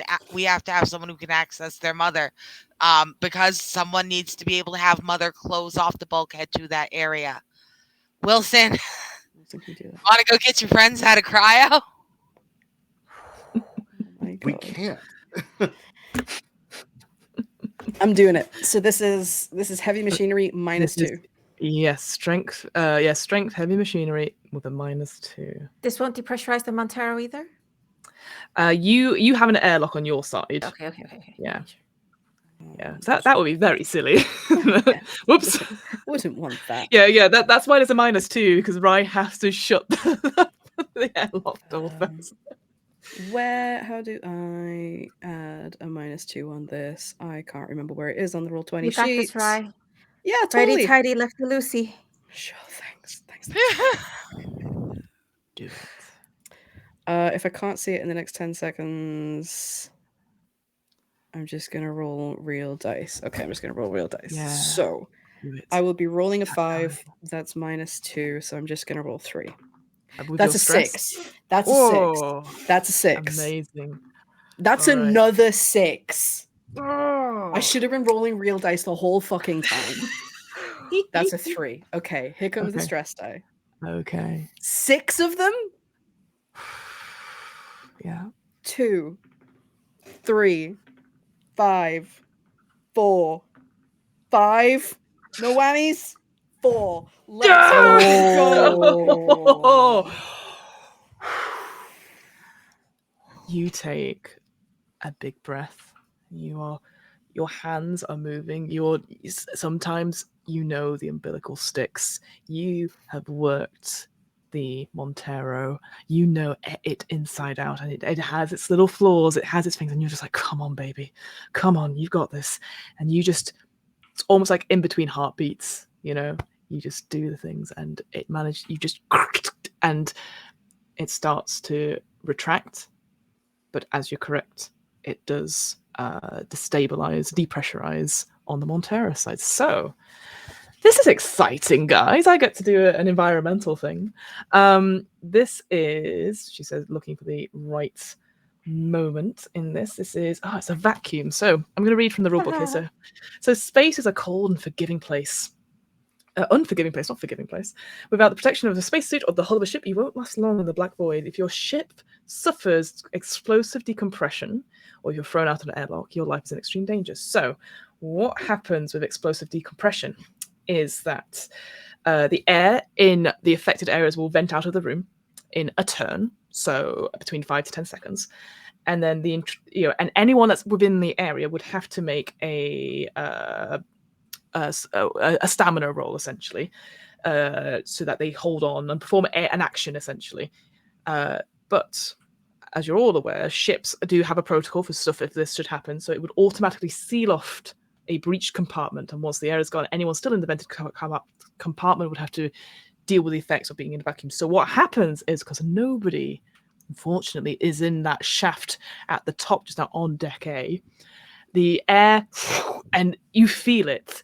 There is a sudden, destabilizing thing for everyone, and you're all, thankfully, not within short range of it. I think the closest person would be Wilson, who is currently talking to the intercom, and then who on hearing what is about to happen, holds on by the ladder, and there is the slightest thing, as there is a warning, a klaxon goes off from Mother, saying, warning, depressurizing airlock, and then suddenly within 10 seconds, it seals itself off. However, that means that airlock that you came in is no longer operational. So those people on the Kronos will need to find another way in. But you've done it, Rai. You've managed to easily retract the umbilical, so you don't have any, I don't know, tricky departures, shall we say. This shit look easy. We'll go to Captain Miller then, if that's okay. Captain Miller, you are in Mother's control room. What are you doing? Stop self-destruct procedure. Override. Unauthorized access.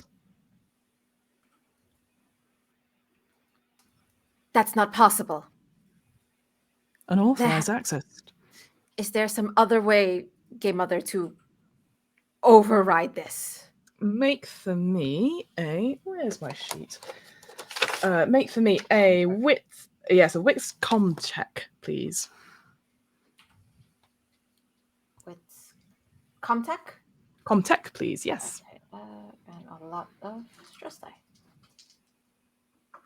I'm running out of stress die. Only one success. One success, no failures. Fantastic. So yeah, so you are desperately, you are doing all the commands. You're doing anything secret. You're just trying to get, and no matter what you do, Captain Miller, you are locked out of stopping the reactor overload.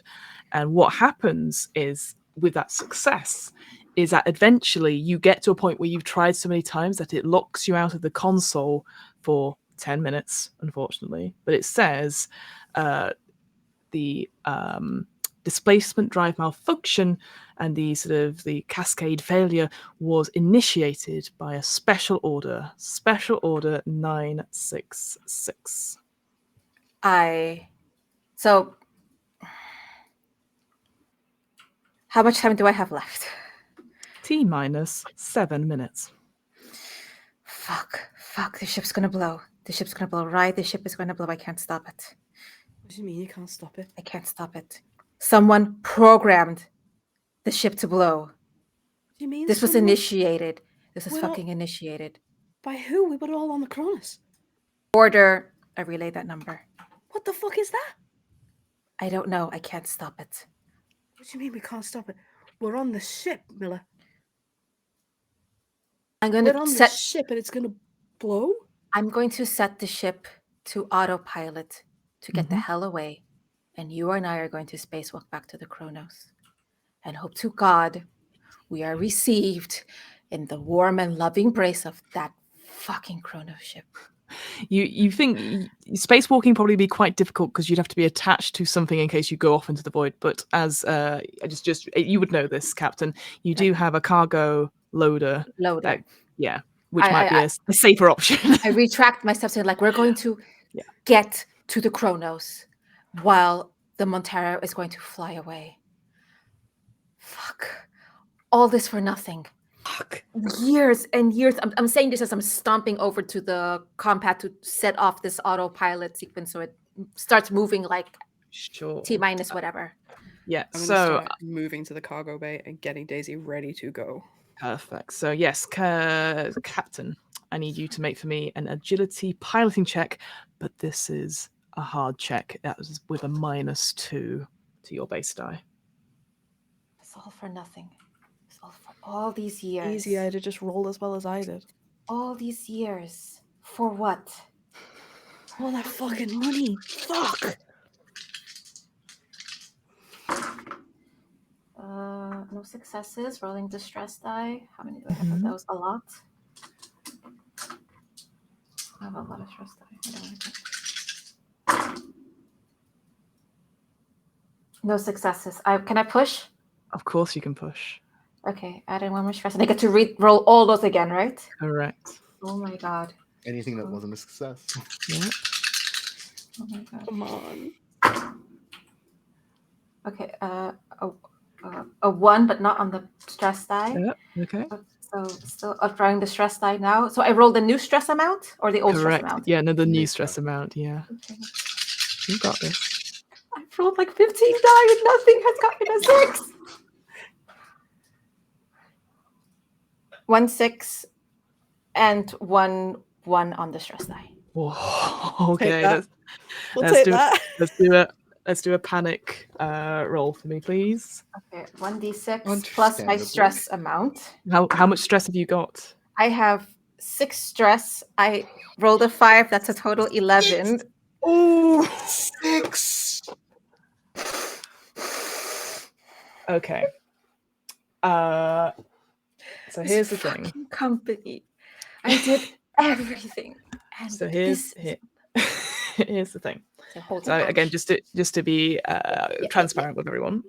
So when you roll, obviously anything that happens on the panic table will usually take place of the action, and if you roll low enough, it doesn't necessarily replace the action you are successful in. Okay, just want to make that clear. So you rolled in total was at 11.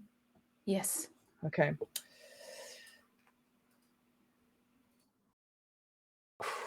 Okay. You are frantic at this point, Captain. You are doing it as much as you can, and you just and you hang on as long as you can. You try and do it, and it's complicated. You know you have piloted the ship, but oh god, why isn't Davis here doing this? This is her ship, and you do the best you can before making a speedy retreat. So this is the retreat action. You seek cover essentially, which I appreciate more for combat, but you think you might have done enough, but you don't know until the countdown ends essentially. So but Right. you just do it and you're like, oh, autopilot, go, and then you run to the cargo hold to meet Get up on. with Rye, are you ready? Rye, are you ready? Are you ready? Seats are all warmed up. I've got one right next to me. Get in here. If I die, You're not fucking dying. fuck. I'm sorry you're here. Fuck, I'm sorry you're here. You shouldn't have been here. It shouldn't have been you. You have family. You still give a shit. You still have a fucking heart. Not really. You still have something. Don't talk like this, Miller. Stop it. Just stop wasting air. Get in this fucking shuttle and get back on that piece of shit Cronus with me. I put my EV suit back on. I guess I click it back in. Okay. Yeah, easy enough. I'm gonna ask, are you taking the power loader with you? That would have been Rye's call. Yeah, that's I'm basically you would be aware of it because it was on the umbilical. Like it like conveniently would have come in with the umbilical. Okay, for ease. It's not. Cham's not going to look out in space and see a power loader going past one of the viewports. Just one hand on the window. My child. No, but so the power loader is there. It will take time to get it into Daisy, but as previously discussed, you can. It's big. You know the hold would be big enough for it to be taken into. The other thing, love that fucking power loader. I want it so badly. the other thing as well to note is that there are tanks of tritium gas on here, which is very valuable payload. So you could always take some of that with you if you wish to take the time to do it. I've got like 6 minutes. You think that could be 1 or 2? If I take the power loader, does that make it easier to get the gas? It will help, but as you yourself, Darcy, pointed out to me that you need a certain strength level to use it. Yeah, I actually can't use it. That's a really good point. Fuck. I would say, honest? Fuck. I would say you would be able to use it to get onto the. You would be able to pilot it to get onto Daisy. I'm not going to be that fucking cruel, but if you were going to try and get a tritium tank on here, I might make you roll with disadvantage. I say might. I will make you roll with disadvantage. I know that you will. Okay, no, I think she's too frantic. Yep. We're cutting it too close, and it's Miller. Yeah. And I think her priority is to get them safe. Mm-hmm. So I will leave the power loader. I'm sorry, Cham. I'm so sorry. It's all good. I understand. It's all right. Cham had a scalpel. And yeah, Cham will be fine. Yeah, those are equivalent. Yeah, there might be an old power loader in the cargo of this ship. Yeah. Careful what you wish for. Fiona's too excited. I forgot to use Daisy. I will focus on getting down to Daisy and getting her booted up and ready to go. Mm-hmm. Yeah, that is good. All right, then, Rye, let's make a piloting check for me, please. God, I am not a pilot.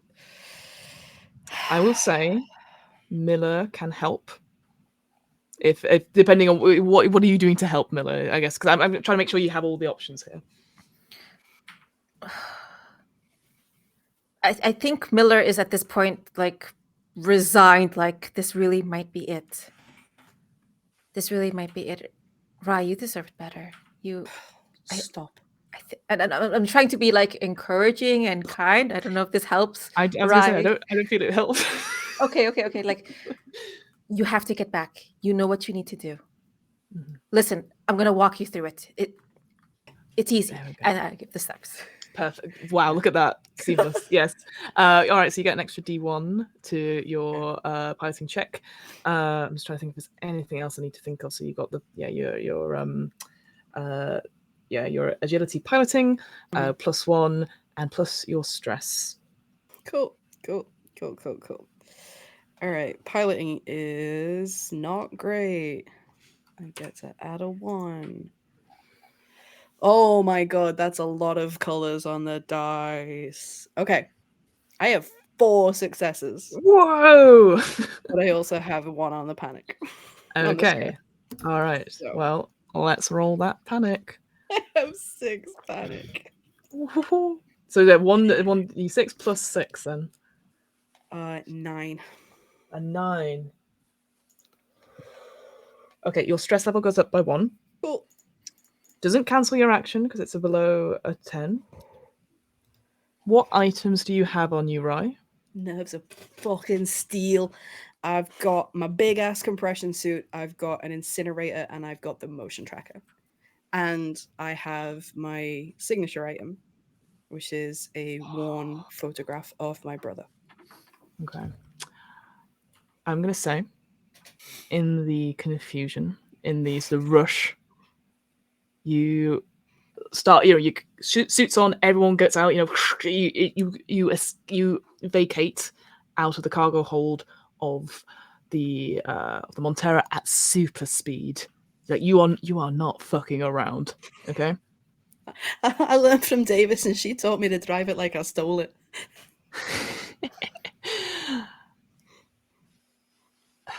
Rye, you realize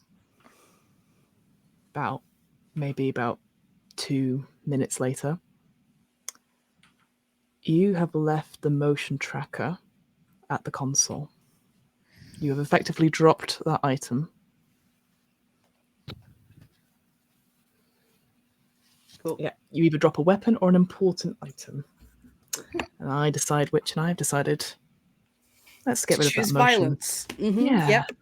Yeah, oh, fine. So yes, so unfortunately that you remove that from your inventory, but you are now you're out in space. It is, and this is quite unnerving. You've been on the cargo lifter before, both of you, but it's quite unnerving to be out, not in low orbit on, and it's like a big flatbed with a small sort of cabin. If you've seen Alien Covenant, it's very similar to that in a way. And just looking out, this big vast thing, and the silence again just envelops you. The noise and the rush of the Montero, and looking at, you can see the claxons. You can see the lights flashing all over it as it starts to move off. And I've got Miller. You have both made it onto Daisy. As soon as we're clear and we're coasting, I just grab her hand and squeeze the life out of it. Told you. Fucking told you. I might as well be dead. No, don't say that. I might as well be dead. You're still here. To what fucking end? Montero's gone. Montero's gone. It's gonna blow. Cronus is all we've got Every now. fucking bad decision I've made would have been for something. Everyone who had to suffer along with me has nothing to look forward, and I'm responsible for that. They put their lot in with me, and I fucked it up. I might as well be dead. Stop it. He's still here. I'm still here. The rest of the crew's still here. We've got the Cronus, and it's a worse bucket of bolts than the Montero. But if we can pull this off, Miller, if we can do this, the payday will be so worth it. They want this shit, whatever it is. They Yeah, they. blew up my ship. Wilson? I don't know who. I mean, the corporation. They, the bigger machine. Someone initiated that. Why? I don't know why. Can I don't I care get- why at this point. Can I get you two to make air supply checks for me? Oh, god please? damn it. Every time we talk, we're trying Why to am role I play in your so game, sensitive? No, Fiona. no, sorry. I didn't want to interrupt a very beautiful moment in space and the void, but I just thought I'd just, well actually you there. No ones. Fantastic. 4, 5, 6, 2 ones. Oh no! That's okay. I'm still at 4. Yes, indeed. All right, let's shift back to Wilson, if that's okay.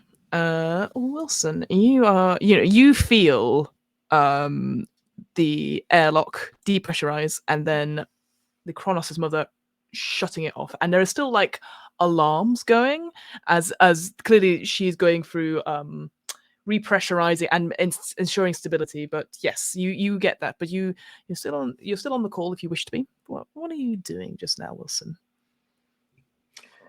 So did in picture in picture, as it were, Mhm.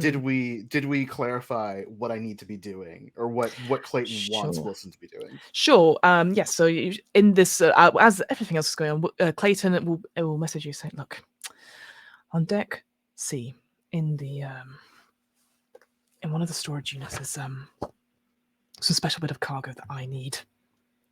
It's in a box, locked box. I have codes, and I can give you the code for that. I just need you to bring it, and we'll come get me and Flynn and get in the EVB."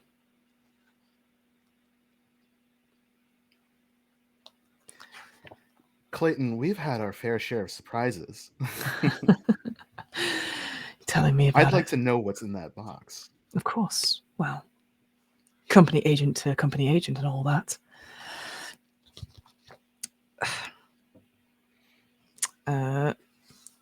She's not pausing for a dramatic effect. Fiona's desperately trying to find it in the book. I had it at hand, and then annoyingly, I've lost my page. A brand new car. A Toyota cuddly toy. Yaris. A Toyota Yaris. Oh god. Well, we laughed, didn't we?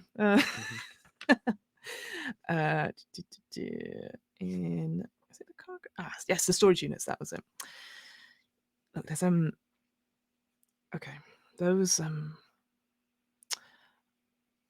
there's just call me sentimental if you'd like, or corporate, but there are some of those urns in there, and there's maybe a couple more of those inoculations. I was told by corporate to bring back these artifacts. There's no video or visual of this one, but you can hear her deliberately doing quotation marks with her fingers. Even just one would be priceless, but I managed to get a couple and secure it in there. It's vital that just even one would be useful.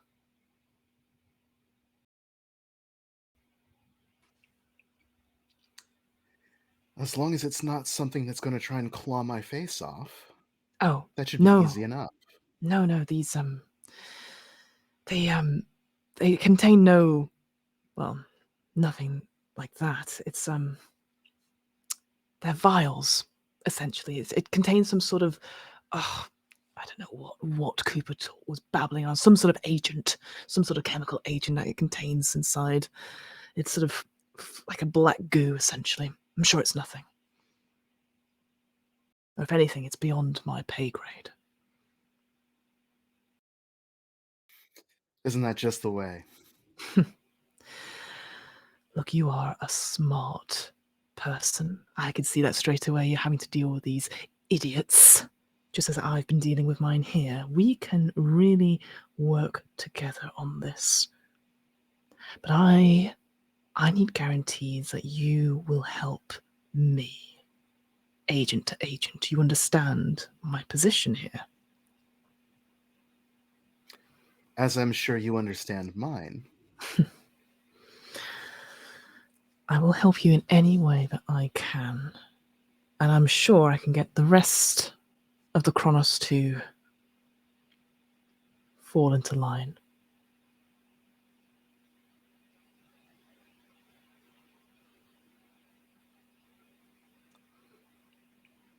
How can I assuage your fears?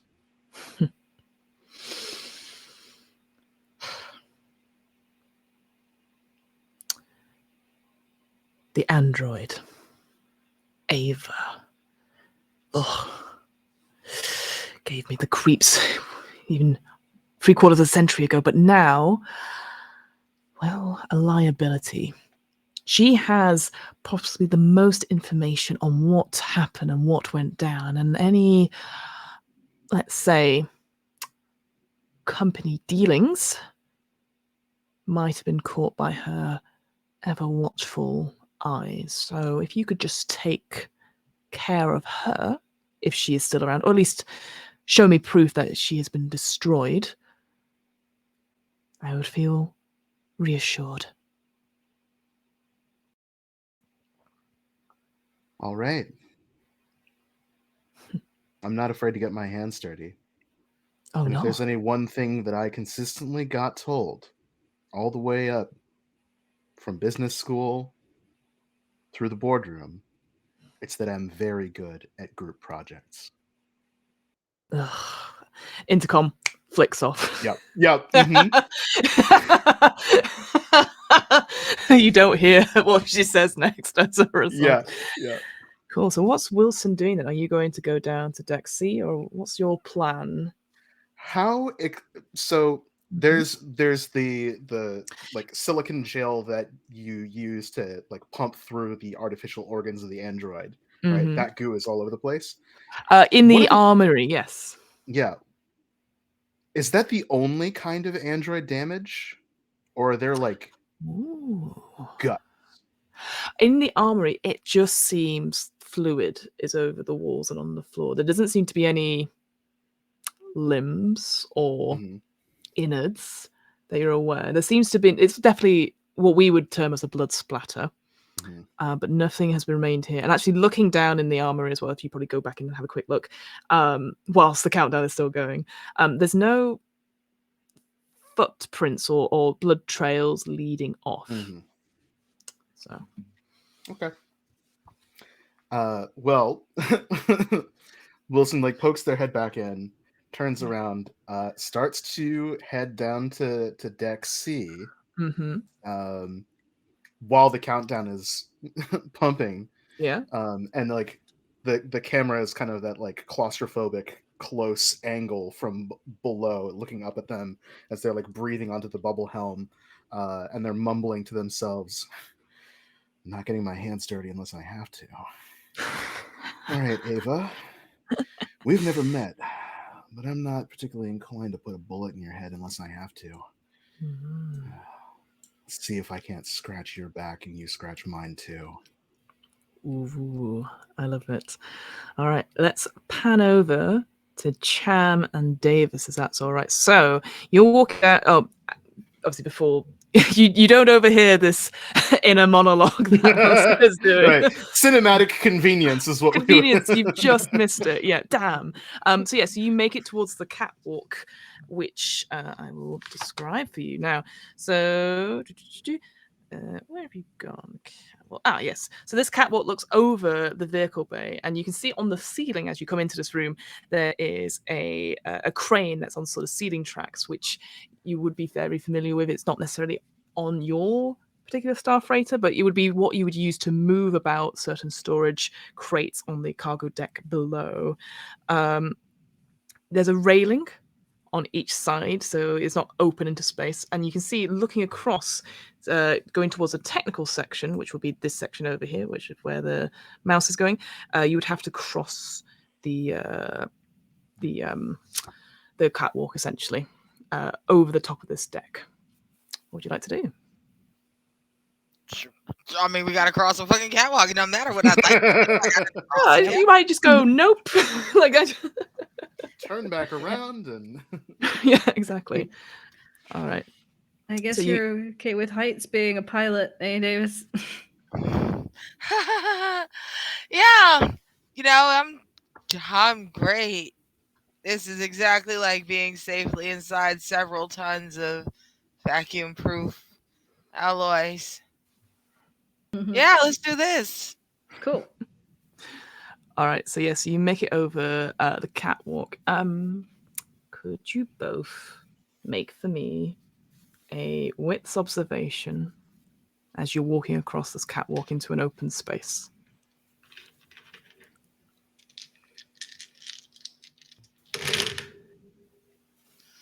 One success, no failures. Ooh, very good, champ. God damn it, I'm up to 5 stress. All right. I'm always hoping that numbers just miraculously happen to not be it. Yeah.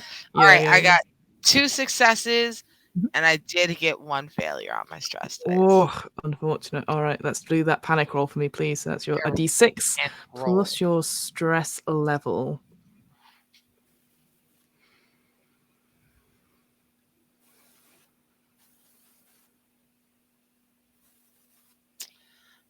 I got a 7. 7. Oh. You. You again. You're like, fuck. You are panicking a little bit, but you're on the verge of it. Essentially, your stress level goes up, and Cham, you see this, and your stress level also goes up as well. But Just like flying a ship, it's fine. I am not at all nervous walking on the suspended catwalk. I'm fine. it's definitely you because you're looking up into the crane and these are the bits of the vents and stuff like that. Again, very aware of what happened a couple of sessions ago where you heard noises, and you're just seeing shadows at this point. You're seeing your mind is sort of playing tricks, and you're like, no, keep going. But you are very jumpy at this point. But you make it across onto the balcony. You make it across through the just checking everything. Yeah, you make it across into the junction C2, and then you make it quickly down into deck D, into the vehicle bay. This bay itself is massive. It's where the vehicles would normally be, the all-terrain vehicles. There's 2 of them, you see. However, they're on their sides. You suspect from what has been described to you that the ship took off in a hurry and these things were not tied down. But you see they're sort of on the side, sort of splayed against a couple of the basically the walls of this vehicle bay. Sorry, I'm losing my words. Getting towards the end. But you notice again the 2 sort of elevator shafts that we talked about before. The one on the left is the one that had been scratched to shit, a technical term, and the one on the right had been the one that had been fully blown out by a fire. You also notice that there are airlocks, one on each side, and these would lead to the engines, which would help with the repairs and stuff. But currently, you cannot. You're not focused on that because you want the big airlock, the big bit at this top area here towards the north, to stabilize that. You can both make for me. Either you can both make for it, or one could help the other. It would be a comtech check, so wits comtech check words. So yeah, one of you can do it, or you can both do it to speed I'm up gonna let the you know process. right now, champ. I don't have a comm tech. The best thing we can do is have me do a support role for you. Okay, no worries. I have 3 dice in that, plus a whole bunch of stress. So hopefully that will. Hopefully. So that would be 3 base dice, 1 support die, and then 5 stress dice. And that is 2 successes, no failures. I'm just like double checking, like I think okay, no, it's good. when you do that, and there's just that sort of slight ringing of your dice on your on your mic, everyone's like leans in, including myself, like and what a great moment. So yeah, so you're able easily actually to sort out, you check in the things, the door, you think with your suits on, and you can check and you realize, let's tie down the all-terrain vehicle so they don't get sucked off into space when the door opens. So you quickly direct Davis to go and do that, to make sure that they're tied down by some of the straps in some way, or at least secure them. And you work, and the work, it's not damaged at all, this particular airlock. It's just, you just need to make sure it is secure, really knowing that the Daisy thing needs to, it's going to be a tight fit. You're very aware, you're very used to this cargo load, that it's going to have to go in on its side a little bit. So, climactic sort of scene. You're radioing between yourselves, and you're aware, Cham, that Rye is coming in not hot, but like it's speeding towards you. It's taking less time you think. You think they'll be here in a matter of moments. So what do you do, Cham? I'm going to do everything I can to make sure that the airlock is ready to receive Daisy, and just let Rye know, like I'm opening the vehicle bay now, so it should be good to come in ASAP. Mm-hmm. Davis, are you doing anything at this point? Just checking with you. Yeah, so as soon as I see Cham's got fully, hands on, she's got this, she's queuing up the sequence, everything's working like it always does for Cham, just Cham knows how to do this. So I'm running around securing anything I see where the locks were like half the tie downs are still up. I'm bolting those tie downs as fast as I can. Mm-hmm. Yep, easy enough. And having a quick look through, excuse me, you can see towards the back, there's some extra parts there for the cars, but there's also an equipment shed and all that sort of thing. And you can see immediate sort of tools like a cutting torch and all that sort of thing there as well. So the copies of basically some of the items that you have in terms of like cutting torch and a couple of other things that I can't think off the top of my head, but there's stuff there as well that you sort of clock, but you are sort of focused on making sure that the all-terrain vehicles are tied down. And you both brace yourselves, maybe tie yourselves down, and as Cham sort of just goes whack, the door, the ramp starts to open. Let's move quickly to Captain Davis and Rye. So you are speeding yourself around and you're getting yourself into position. Rye, I'm gonna ask you to make for me another piloting check, please. I'm assuming I'm getting help from my captain. My captain. And I'm going to be like talking over the radio, being like, now you're going to have to come in at a slight 45-degree angle on your port side. So just to make sure that you get through and all that kind of stuff. Excellent. Well, so that means that's another 2d6. So you can help on a roll up to 3d6. So 3 people can help. So okay, well, I got a 3 piloting. I will be glad to help. I'm standing right there trying to, and I'm like, right, okay, we've done this. We've driven Daisy like a million times. You got this. Remember, she likes to kick like a bitch when she swaps from vacuum to air. Just be braced for it. You got this. You are absolutely not going to squish us to death, Rye. Don't fucking squish us. I'll Got release this. Rye's hand, so Rye has both hands to do the job, and I'll just like try to calm down for Rye's sake as well. Sure. Okay. I can totally do this. Yeah. I've done this literally 0 times. I'm sure beginner's luck will see me through. Okay. Okay, here we go. Now, I got 2 successes. Mm-hmm.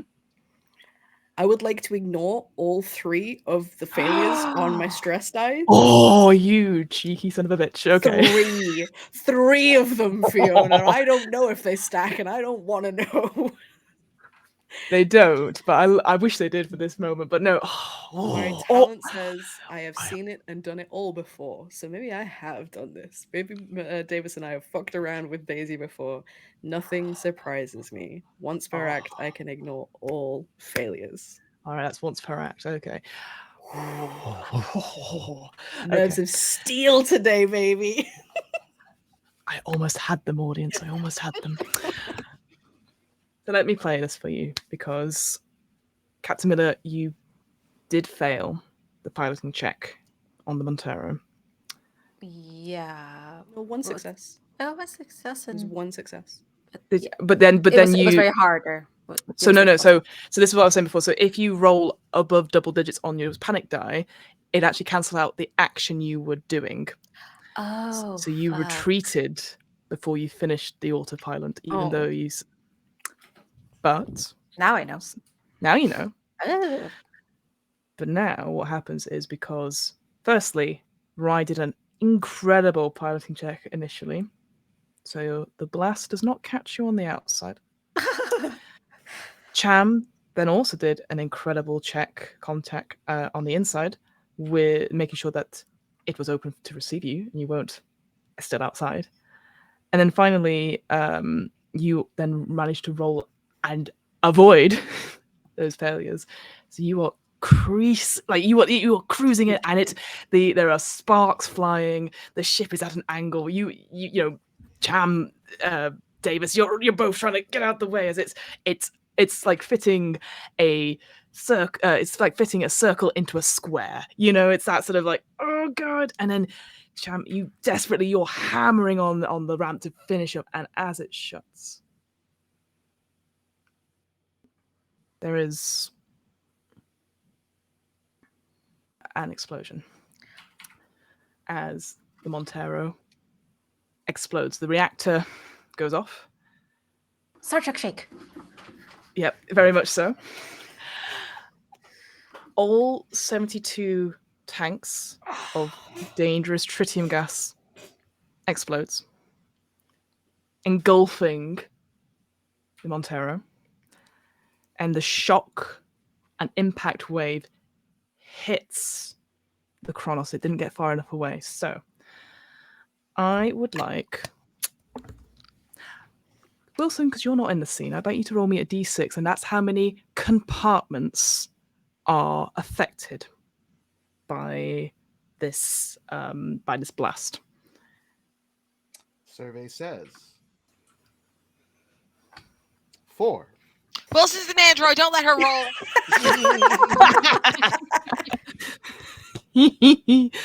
Okay, so I think that's going to be one department or one thing on each deck. That seems fair, right? So as long as it's the corporate suite. No, you don't want it to be the corporate suite. So there is a hit on the port side, essentially, that rocks this whole ship. I'm going to say the mother mainframe room takes damage, and there are lights flashing. So you think you might need to do repairs in there. That you will all be very aware of this, as suddenly your own Montero mother goes offline, and then it switches almost like Wi-Fi looking, and then you've got a whole load of notifications as the Mother 2000 mainframe is like severely damaged in compartments. On the next level, on level D, you know, I should look at this. I've got the maps. I can show you. Where? So Mother Room has taken severe damage.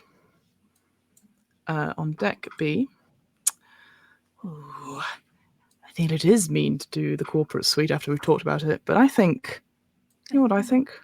I think, what's this down here? I could go for the reactor core, but I'm not going to do that. Yeah, let's say there's a shockwave that impacts the Medipod. 'Cause we've not explored there yet. Yeah, that means we don't care about what's down there. Sure.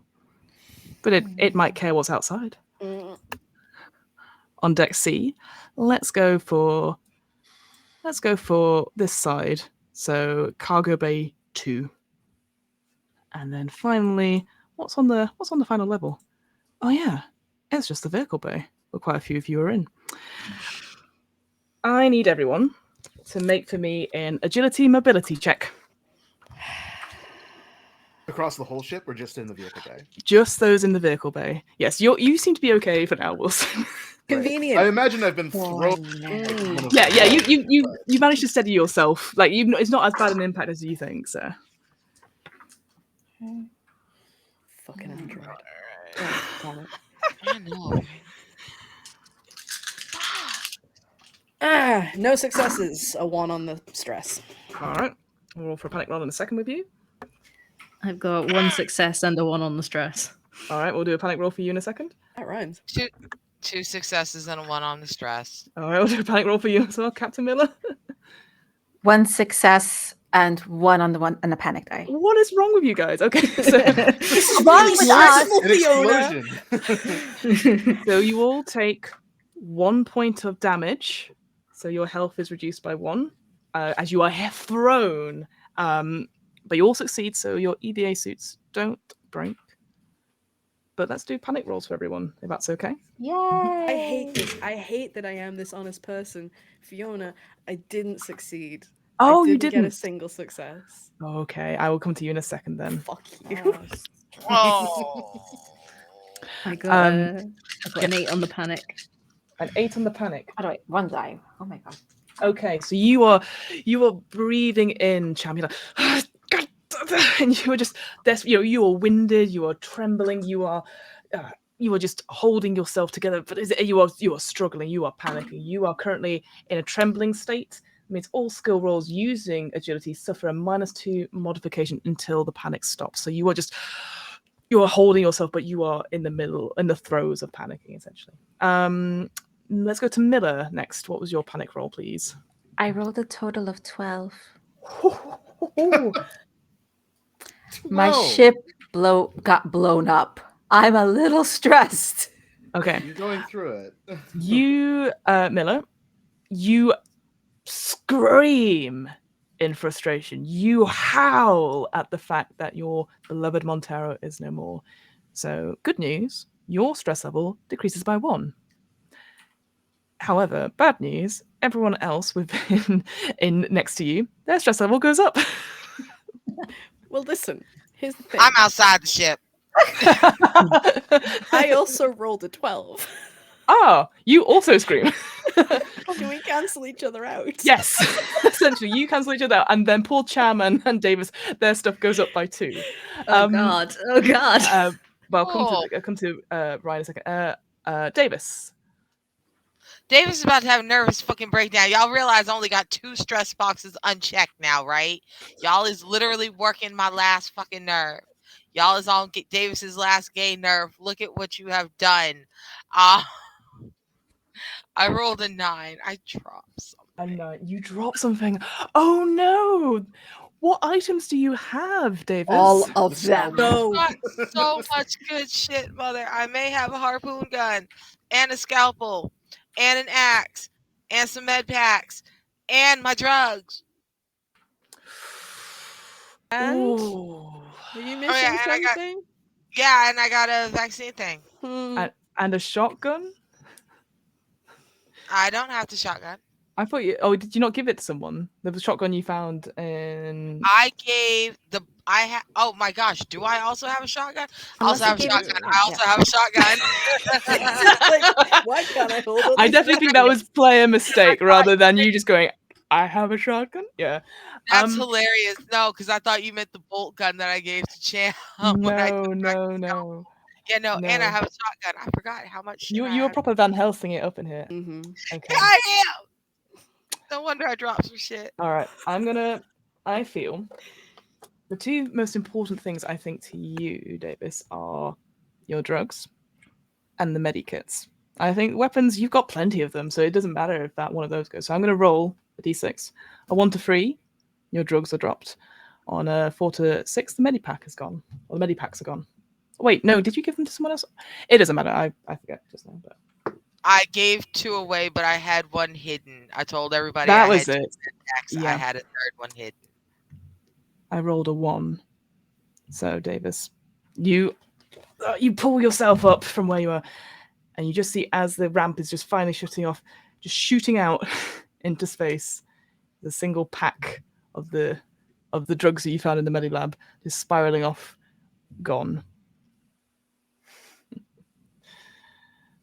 Uh,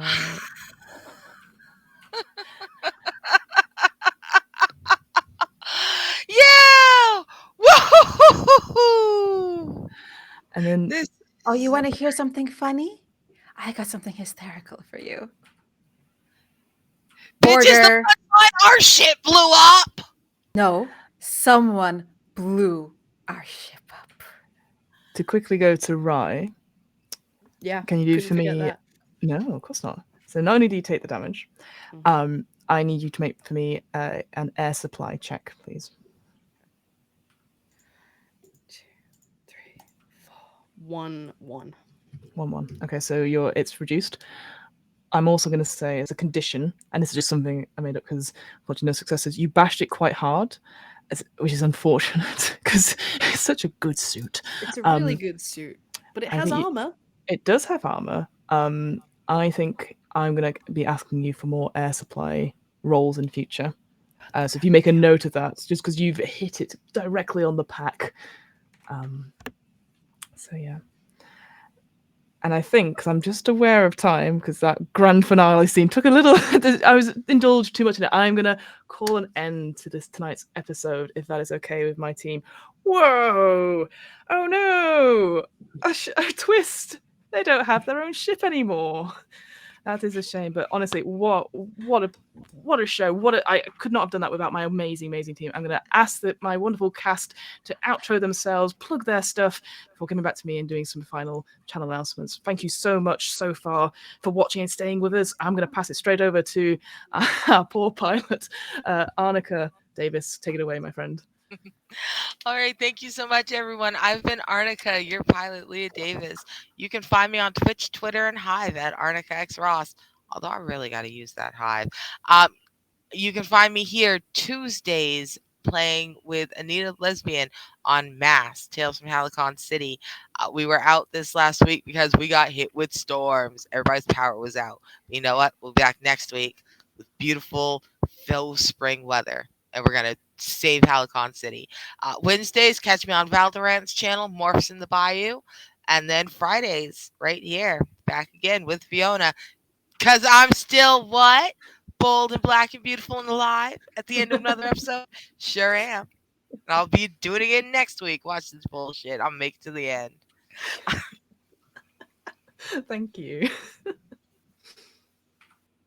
Hi, that's me, I guess. I'm Reina. You can find me on Twitter at Lucia and Lattes. I write and publish tabletop role-playing games at colorspreadgames.itch.io. I'm a voice actor for the queer sci-fi and fantasy podcast, The Penumbra Podcast. If you would like to hear yourself represented in stories, that's at The Penumbra Pod on Twitter, thepenumbrapodcast.com.